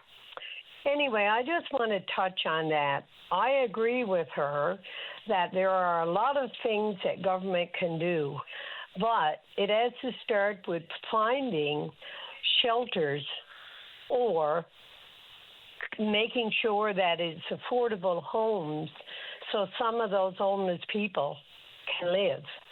Right now, I do outreach every day, and I see and meet a lot of homeless people that say to me they can't find a place with the amount of money that government is giving them. So I think to start with, it has to be affordable housing for those people. And yes, the drugs are just crazy out there. It's getting into our province somehow, and I think that needs to be dealt with, whether it's government's fault or my fault or your fault. Somebody has to take the reins and be responsible for this. If we are to bring our young people and older people, I see just as many people in their 50s that are down there on drugs as I see in their 20s. So it's not only our young people today, it's young and old. And, you know, I've seen them as old as 75 that are homeless that have talked to me and said, I can't find a place that I can afford to pay and eat and pay whatever it takes to live. He said, I can't do it. So I don't know the answer. I just know we have a problem. And I'm not blaming it on anyone particular. I'm just saying that we need to come together somehow, whether it be with government or it be with those organizations, and see what it is that we can do to help those people. I bring them clothes, I bring them treats, and yes, I even buy them a cigarette. I do what I can to help, but I'm one person. There are hundreds that can do the same. I'm not enabling. I'm not an enabler, because I think when somebody is hungry, you need to feed them. And the gathering place, thank God for them, because they do a wonderful job in helping those people. But there's only so much that they can do as well. They only have so much space and so many staff. But they are doing a tremendous job in helping those people. But it doesn't go far enough. I yesterday went for a drive down on Water Street, and I saw a young person. I can't tell you whether it's male or female, but there was a couple walking past that seen this person was certainly OD'd. And they called the police or called somebody. The ambulance, the fire truck, and the police all showed up there. And this young person got taken away in the police car. I don't, when we think about what that's costing, so government is helping. They put those resources in place to help this person. But I don't know the reason. I don't know if that person is homeless or if that person was just overdosed on drugs. But thank God the walker-bys saw it and helped that person. And I see that, Patty, every day. And I can't blame any one particular organization for that. I just say that I think we need more shelters, more homes, more mental health, and all the way around. Crack houses, close them down. Yes, I agree. Shut them down. They're popping up on every corner. Everywhere in the city you go, there's a crack house. And I don't know. I don't know the answer. I just pray to God that there are some answers and we can help those people that are homeless, and whether it's through drugs, whether it's through the high cost of living, it doesn't matter. But I think something has to be done to make our streets a little safer than what they are. You offered an awful lot there. The one thing I'll pick up on is you said, and you're right, there's not one simple solution. If there was, someone would have found it by now. So that's the base understanding we need to have, is if we just keep pretending that it's either tough on crime, or you expand inspections at the ports, or you provide people housing, or if you give them a clean needle or deny them a clean needle, to take one as the standalone so-called silver bullet is just missing the complexity of the issue. There's a reason why it has been a problem in society forever, period. If you want to include alcohol and into the world of drugs, there's a reason why it gets worse, because we haven't been able to figure it out. Of course, you can cut the supply, or do the very best you can to cut the supply. These people are crafty. They've got tentacles as long as the border itself. So we can indeed try to do better. But let's also not forget that the war on drugs and the trillions of dollars spent didn't make the issue better at all. If anything, the issue is worse. So to figure this out, and one of the key points you made, because I do have to get to the news, and people say, why am I going to pay my money to put a roof over some drug addict's head? Well, because the path to recovery is difficult if you're bouncing around from porch to porch, from shelter to shelter. So let's just get that out of the way, because we know that's absolutely true. And the road to recovery does require a place to recover. So I'm not saying we build everybody some, multi-hundred thousands of dollars worth of condos and all that stuff. That's not the suggestion. So sometimes the conversation gets derailed before we actually try to dig in and break down all the complex components of something as overwhelming as drug addiction, and what it means for public safety, and the death spiral of addiction, what it means for the family unit. We do a poor job in trying to get some bite-sized morsels, as opposed to think we can tackle it with just one swing of the bat or with one big bite. Roby, anything else very quickly, because I do have to get going. No, I just want to thank you, Patty, for listening to me, and for all those listeners out there, just think about what we just talked about and see if there's something you can add to that solution. Because right now, we cannot build a house, like Patty just said, on every corner and think that we can solve the problem. There has to be some deeper concerns and help out there for our residents. I can't call them young people because they're young and old. Absolutely. Men and women, you're 100% right. Roby, I appreciate the time, and keep up the important work in the community. Thank you so much, Patty. Take care. Bye-bye. Bye. It's a big deal, obviously. Let's get to the news. When we get back, we're speaking with you. Don't go away. You're listening to a rebroadcast of VOCM Open Line. Have your say by calling 709-273-5211 or 1-888-590-8626 and listen live weekday mornings at 9 a.m. Welcome back to the show. Let's go. Line number 4. Charlie, you're on the air. Good morning, Patty. Morning to you. You used to be known as PC, Blue Patty. Now they call you Red Patty. You're a liberal. How do you like the new moniker? I've been called everything. Here's the basics for me, because I don't really want to talk about it much, but I will. So when the Conservatives were in, I was deemed to be a Conservative. When the Liberals were in, I'm deemed to be a Liberal. And you know why? Because folks that are so staunch in their political beliefs, unless you hyperventilate all day, every day, on every single thing that the government party does, or the government that's in power does, then apparently you're considered to be one of them.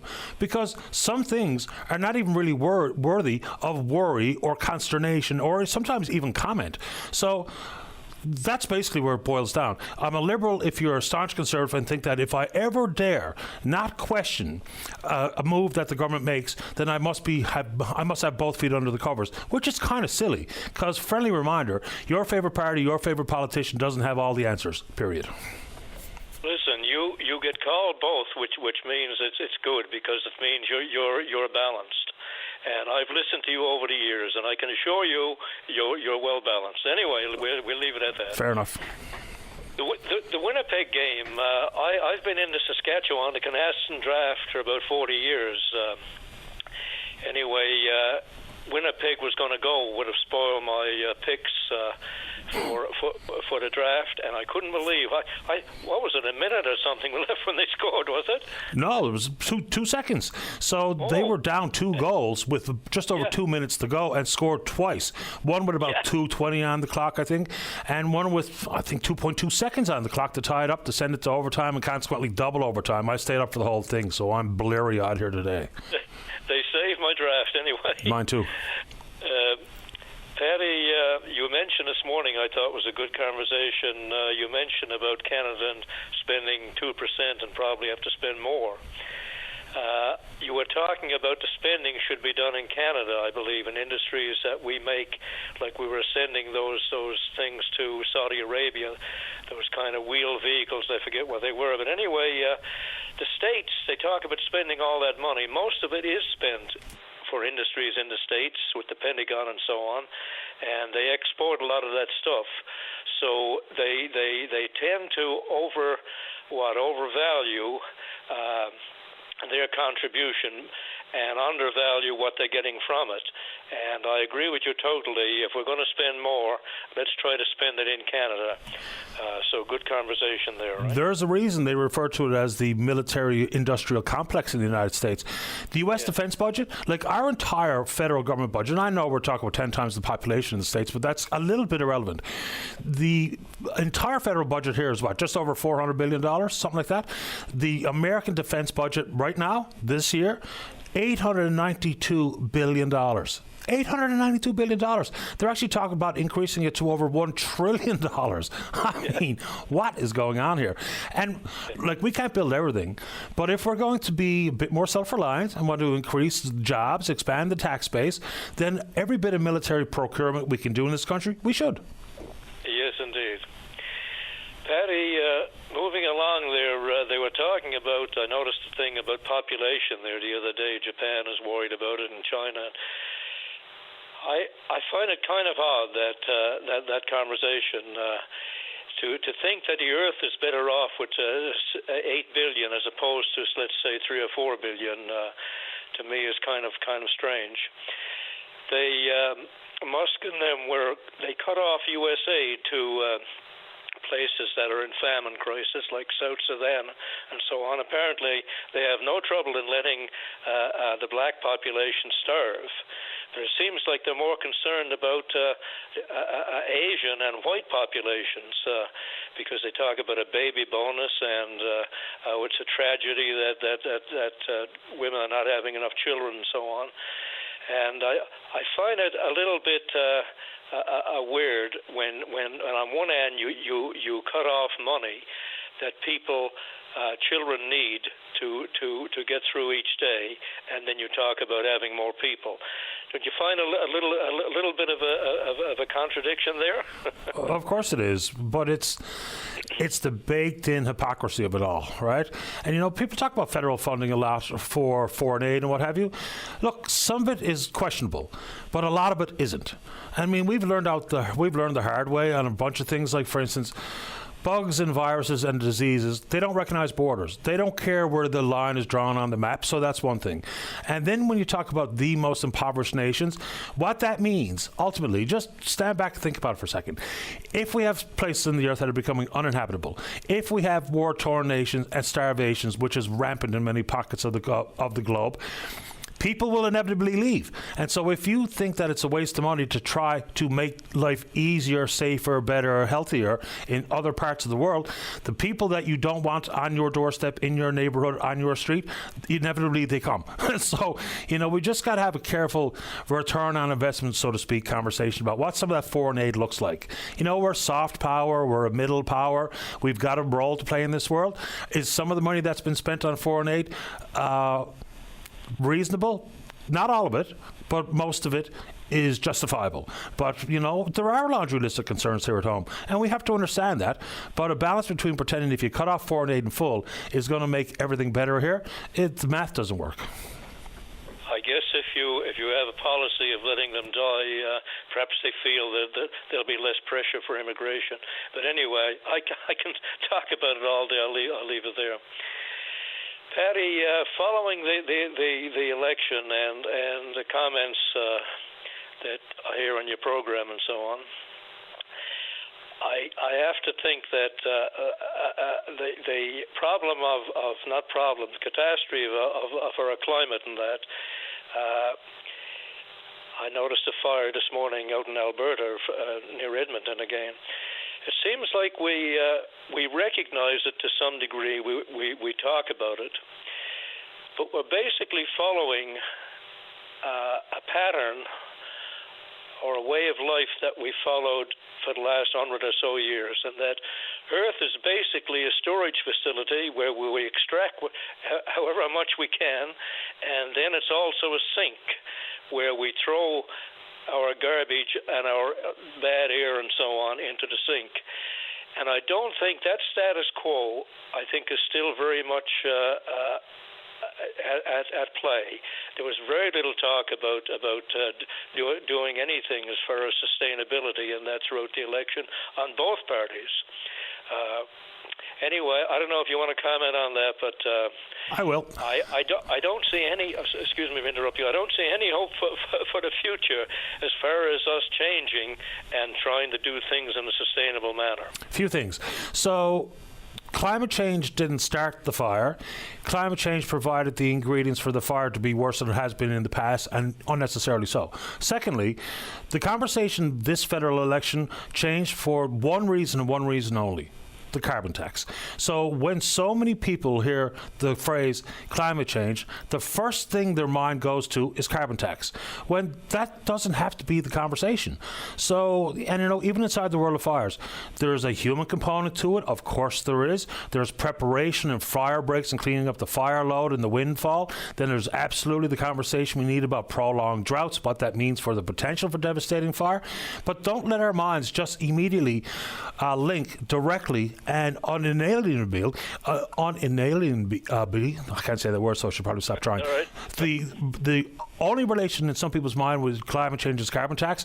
That kind of, just like when we talk about immigration, if it's about someone who's got a question about immigration, they get called a racist, the conversation's over. If we talk about climate change and all you think about is carbon tax, conversation's over. Well, the Club of Rome, way back in the 80s, when they had the big conference, and they wrote the limits to growth, they warned that this way of living on this planet is just not sustainable, and it's been shown over and over, and it seems like, do you remember that movie Don't Look Up, where the asteroid was approaching Earth? Did you see that movie? I have not. Oh, you should see it.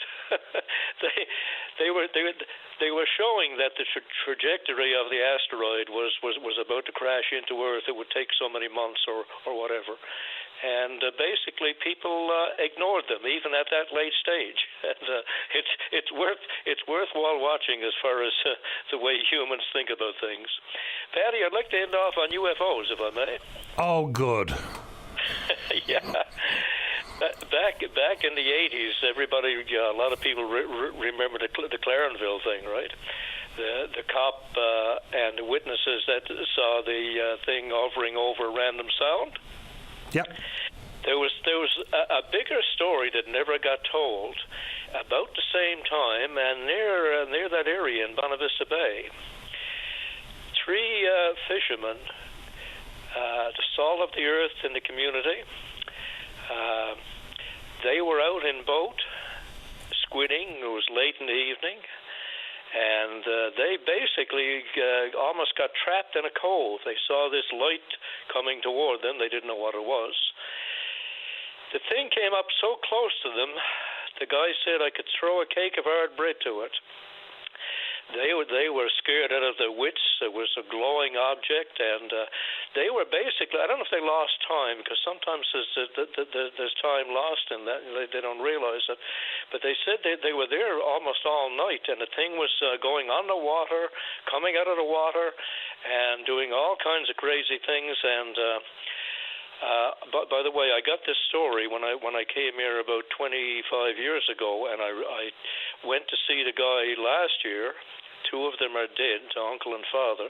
The son was still alive, and sat down in the kitchen as they told the story. His wife said, basically, I didn't believe in any of this stuff, but she said, I knew when my husband came, it was real.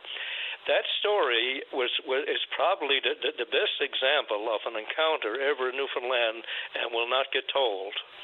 I asked him, by the way, if he would go on radio or have me write up the story completely, and he said he'd rather not. I said, how did the community treat you guys telling this when you came ashore? And he said, basically, okay, they accepted it. Again, because they knew these people, of course, would not make up such a weird thing and come ashore and tell it, you know. Anyway, I just thought I didn't know on that today. Charlie, as an enthusiast, it's about time you update your vernacular from UFO to UAP. Yes, I do use UAP very often, but I agree with you, yeah. Because they do go on the water, right? Apparently so, yeah. I appreciate the time, Charlie. Thanks for the call. Okay, Take care. Welcome. Bye-bye. All right, bye-bye. I didn't mean to be saucy. I was trying to be funny. Let's take a break. When we come back, Jason wants to talk about the roads. And Les Snow, he's with the, what's the name of that group again? I should know, because I have to go the Goldwing crowd, absolutely. So the two-wheelers are back on the road in droves. Time to talk about that, and then whatever you want to talk about after this. Don't go away. Welcome back to the program. I'm going to talk us to the news, so Les and Jason, you stay right there. I want to give you a bit of ample time. So Charlie talked about the story where the UFO, or the UAP, had trapped those three. Then a listener sends along a note and says, that was my father, grandfather, great uncle. So I imagine he's heard the story many times in the past. UFO or UAP conversations feel very Nightline. I get it. But it's part of the absolute, not only pop culture conversation, but at the highest levels of national security, you know, Senate committee meetings and the like. And NASA, not that long ago, put out a pretty detailed report about the UAP stands for Unidentified Aerial Phenomenon. It's come to some of the key takeaways. They say there's no proof that aliens exist, but they might. I mean, that's coming right from NASA. Pretty amazing stuff. They also go on to say that there's a limited amount of data about it. Then they were talking about what the people refer to as the viral alien photos from Mexico, which I don't know if you've seen them, but pretty wild.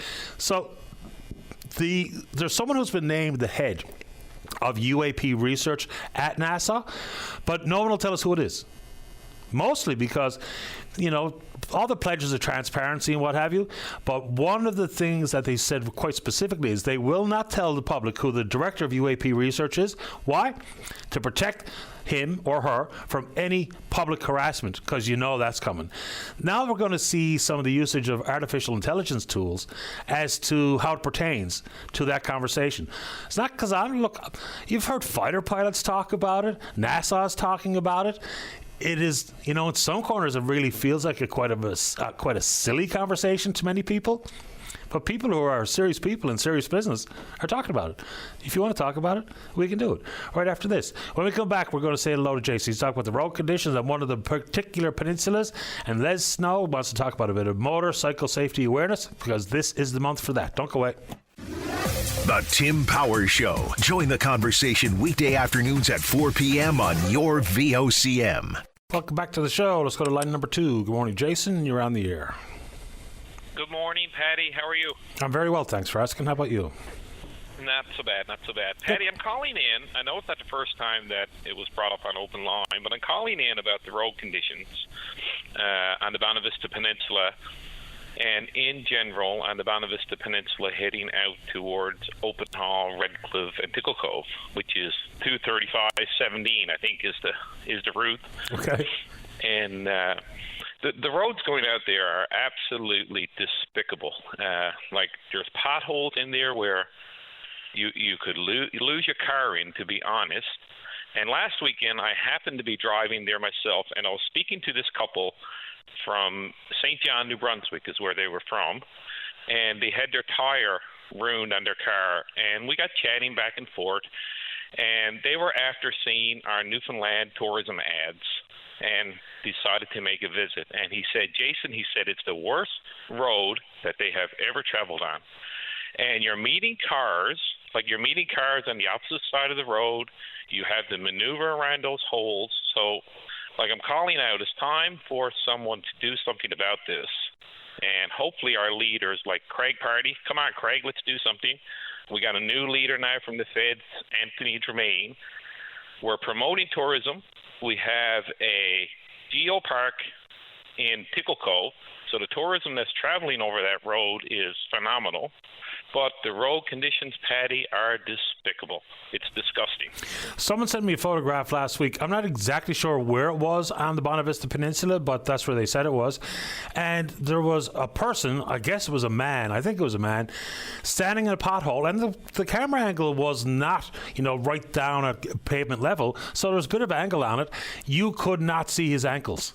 And it was probably about 3 feet wide, in addition to being at least what had to be somewhere in the neighborhood of 6 inches deep. So that one was right in the middle of the highway.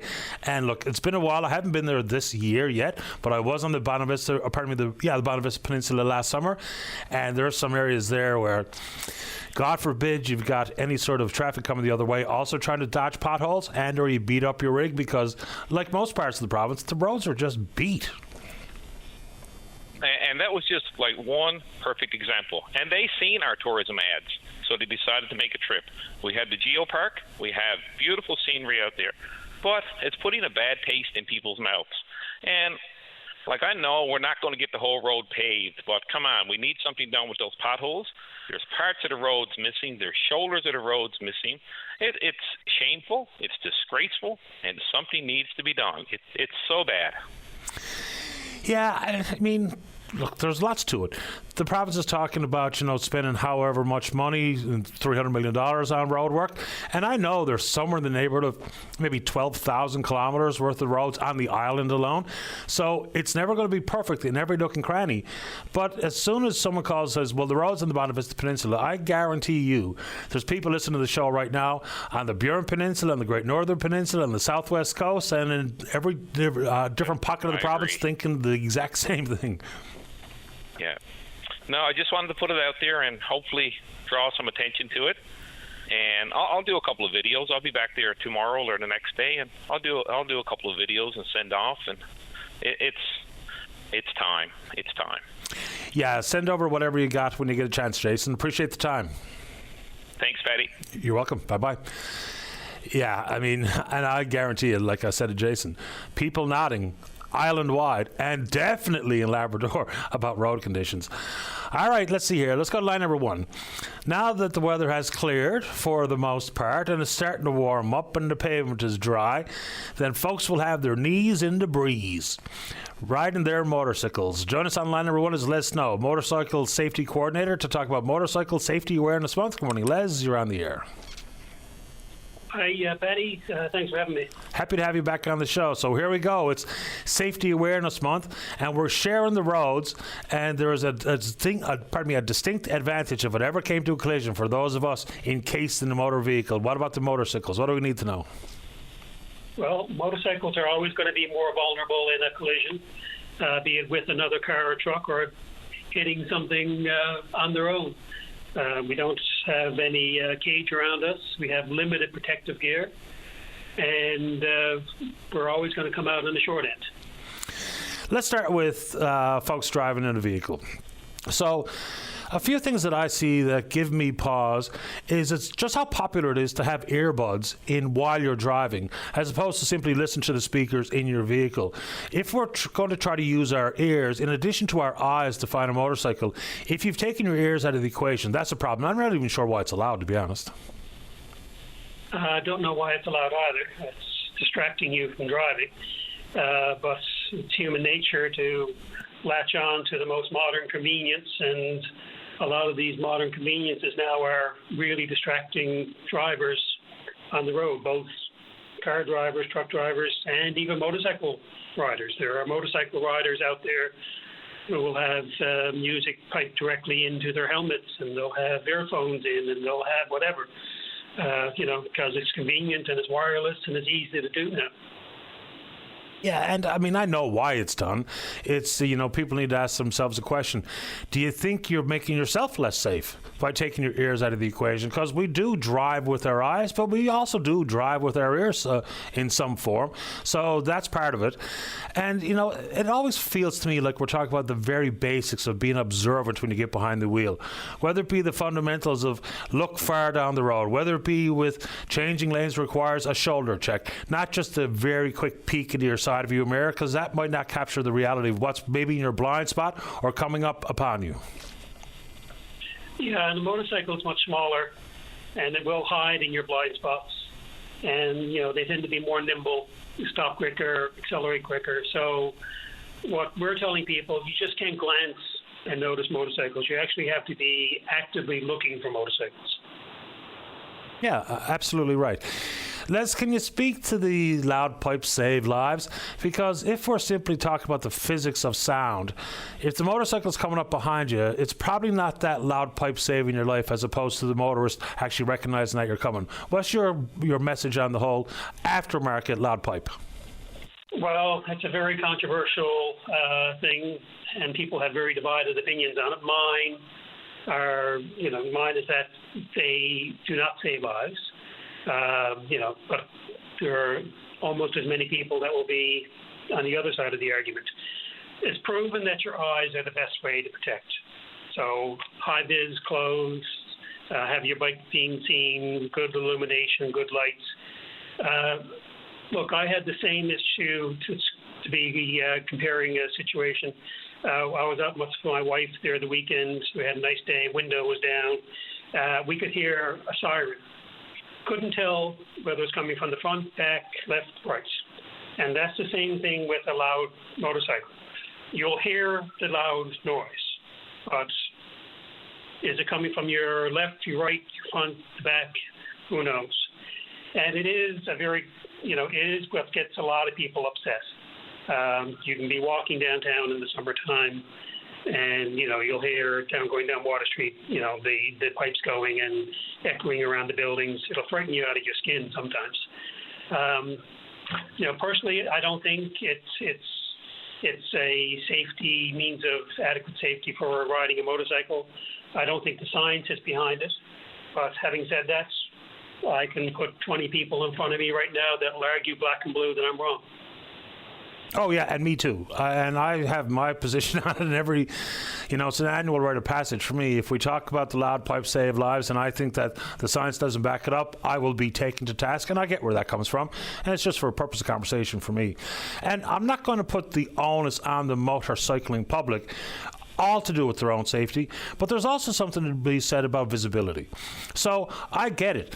If I'm riding a bike, regardless of the style, I'm probably going to be naturally drawn to the dark leather and the dark helmet just because that's my own personal preference. But I guess we have to give a little bit of thought as to how visible we are. If I'm on a black bike with a black windjammer and black leather and a black helmet and black gloves, maybe kind of camouflaging myself. What do you say to the motorcyclists out there on that front? Well, it is the traditional riding gear is mostly all black. And just to speak to the market right now, like 5 years ago, you could get a lot of high-vis riding jackets and riding pants. If you're looking on the market last year and this year, it's fewer and fewer. I bought a new riding jacket at the end of the season last year, and I couldn't find a all high-vis jacket anymore. I have primarily a black jacket with high-vis accents on it.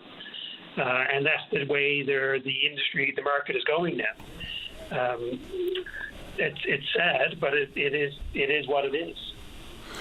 When I used to ride, I mean, it's quite the experience when compared to in your motor vehicle. They're just so quick. You talk about them being nimble, and they are, but they're so quick. And people, whether it be you've got a heavy foot on the loud pedal in your vehicle, and or a itchy trigger finger on the throttle of a bike, there's also that quick nature that can be fun and exhilarating, but it can also be quite dangerous. Yeah, it can be, and adding into the danger this time of the year are the road conditions. Your previous caller was talking about potholes, which there are a lot of potholes around this province, and I've had the privilege of, traveling and working in most every province and territory in this country, and we don't have the market on bad roads here, even though we like to think we do. Every province seems to have the market on bad roads. This time of the year, I took my bike out 2 weeks ago when we had that short 2-day spring out of storage to take it out for a shakedown ride. And, the amount of sands and gravel on the roads around, crazy. Municipalities haven't started clearing their roads yet, sweeping their roads. Most of them haven't anyway. You could tell from one municipality to the other on how, whether they have had the roads swept or not. But right now, if you go out this afternoon, weather's forecasted to be nice, and if you're lucky enough not to be working, watch out for the sand on the roads. There's an awful lot of sand out there. Yeah, and add into it, still a little bit cool in the evening. You get a little bit of moisture. Add the leftover winter grout on the roads and the white paint on the crosswalks and stuff. It can be pretty slick before you anticipate it coming. I certainly appreciate the time, Les. Enjoy the riding season, and thanks for calling. Appreciate it. Thank you very much. Pleasure. All the best. Bye-bye. Let's know, motorcycle safety coordinator. Final break of the morning. Don't go away. Mary's there to talk about the DMV. Welcome back to the show. Let's go to line number 4. Mary, you're on the air. Oh, hi, Paddy. I'll try to make this as quickly as possible, Paddy. Dear about March month, Paddy, I'm not sure the date. My friend was trying to back into a parking lot.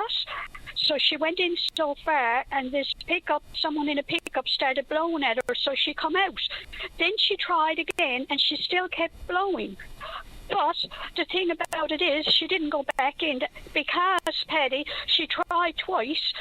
Whoever was in the pickup phoned the police and said that she didn't know how to back up or whatever. I don't know what the story was. But anyway, to make the long story short, then the police wrote into the motor registration. And, of course, he had all kinds of report collisions and crashes, and that she was unaware she was backing up, and then the motor registration put a spin on it and said she had a medical episode. Well, Paddy, he took a report from her, and like my friend said, she was probably on drugs or drunk or something, and the thing about it is, she tried to back in. She was trying to back in. It was a narrow little space because it was on a parking lot, and there was an income tax place there and was pretty full. And let me tell you, she can back up. But anyway, she went out to the police about it, and all he did was look down at the letter and whatever, never took a report from her. And then she went to the police commission, and they were really sympathetic and couldn't understand why he didn't take a statement from her.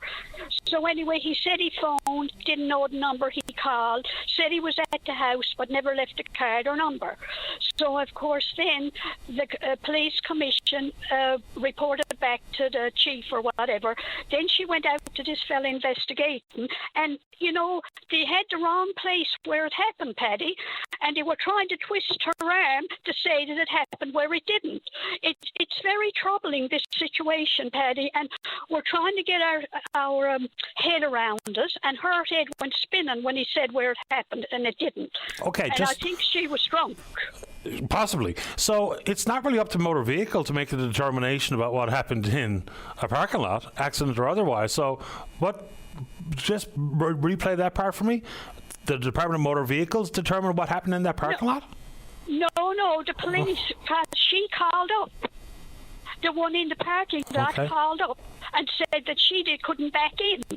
And then, they should have taken it, like the complaints commissioner said, they should have taken a statement from her, but they didn't, Paddy. And it's very troubling, Paddy. We can figure out, I think, how he said it happened in front of the door. I think we got that part figured out.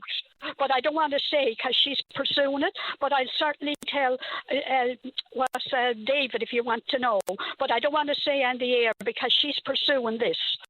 I mean, they're treating her like I don't know what. And, Paddy, she's a senior, and it's not good enough the way what they're doing to her. They're harassing her. And, I mean, she didn't do anything. All she was doing, tried twice to back into space, and she had to come out because she kept blowing the horn. It's ridiculous, Paddy, what happened here. Ridiculous. I'm sorry to hear it. So, at the end of the day, as they say, so where are we? There's a standoff with the insurance companies, or what's going on? No, there's nothing about insurance. She didn't hit anybody. Oh, and then what's the problem then? The problem is she said she was having trouble backing up because she was a senior. Okay. That's the big problem. Nothing happened, but they're making a big issue out of it. And tormenting her, and that's it. No, there was no insurance, nothing like that, no. It's just a problem, and it cost her a medical and a driving test. Well, let me tell you, she can drive. Yeah. No, it's not good enough, Paddy, what happened. It's just not good enough, and he didn't take a statement. Then she asked him what number he called, and he looked her straight in the face after looking at the computer. He didn't know, right brazen. He didn't know.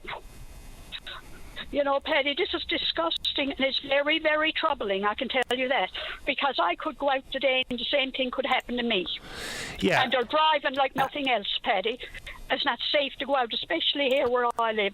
They're going through stop signs, merge signs. They even uses the sidewalk to make a right-hand arc all 5 o'clock in the evening. Yeah, I mean, your date of birth on your driver's license doesn't constitute whether or not you're a good or bad driver. It's whether or not you're a good or bad driver. It's not about how old you are. I'm sorry to hear it happened to your friend Mary. Would you like to say anything else before we run out of time? No, Paddy, thank you very much for listening, because I'm just as upset as her. I'm sorry to hear that. Thank you so much. My pleasure. Take good care. Bye-bye. Okay, bye, Mary. Yeah, I mean, there's plenty of young, middle-aged, those approaching their senior years and seniors who are good drivers, and there's plenty of unfortunate realities driving around town. There's plenty who aren't. All right, last check of the Twitter box for VOCM Open Line. You know what to do. Email address is openline@vocm.com, but we will indeed pick up this conversation again tomorrow morning, right here on VOCM and Big Land FM's Open Line. On behalf of the producer, David Williams, I'm your host, Paddy Daly. Have yourself a safe, fun, happy day. We'll talk in the morning. Bye-bye. Ryan Seacrest here. When you have a busy schedule, it's important to maximize your downtime. One of the best ways to do that is by going to ChumbaCasino.com. Chumba Casino has all your favorite social casino games like spin slots, bingo, and solitaire that you can play for free for a chance to redeem some serious prizes. So hop on to ChumbaCasino.com now and live the Chumba life. Sponsored by Chumba Casino. No purchase necessary. VGW Group. Void where prohibited by law. 21 plus. Terms and conditions apply.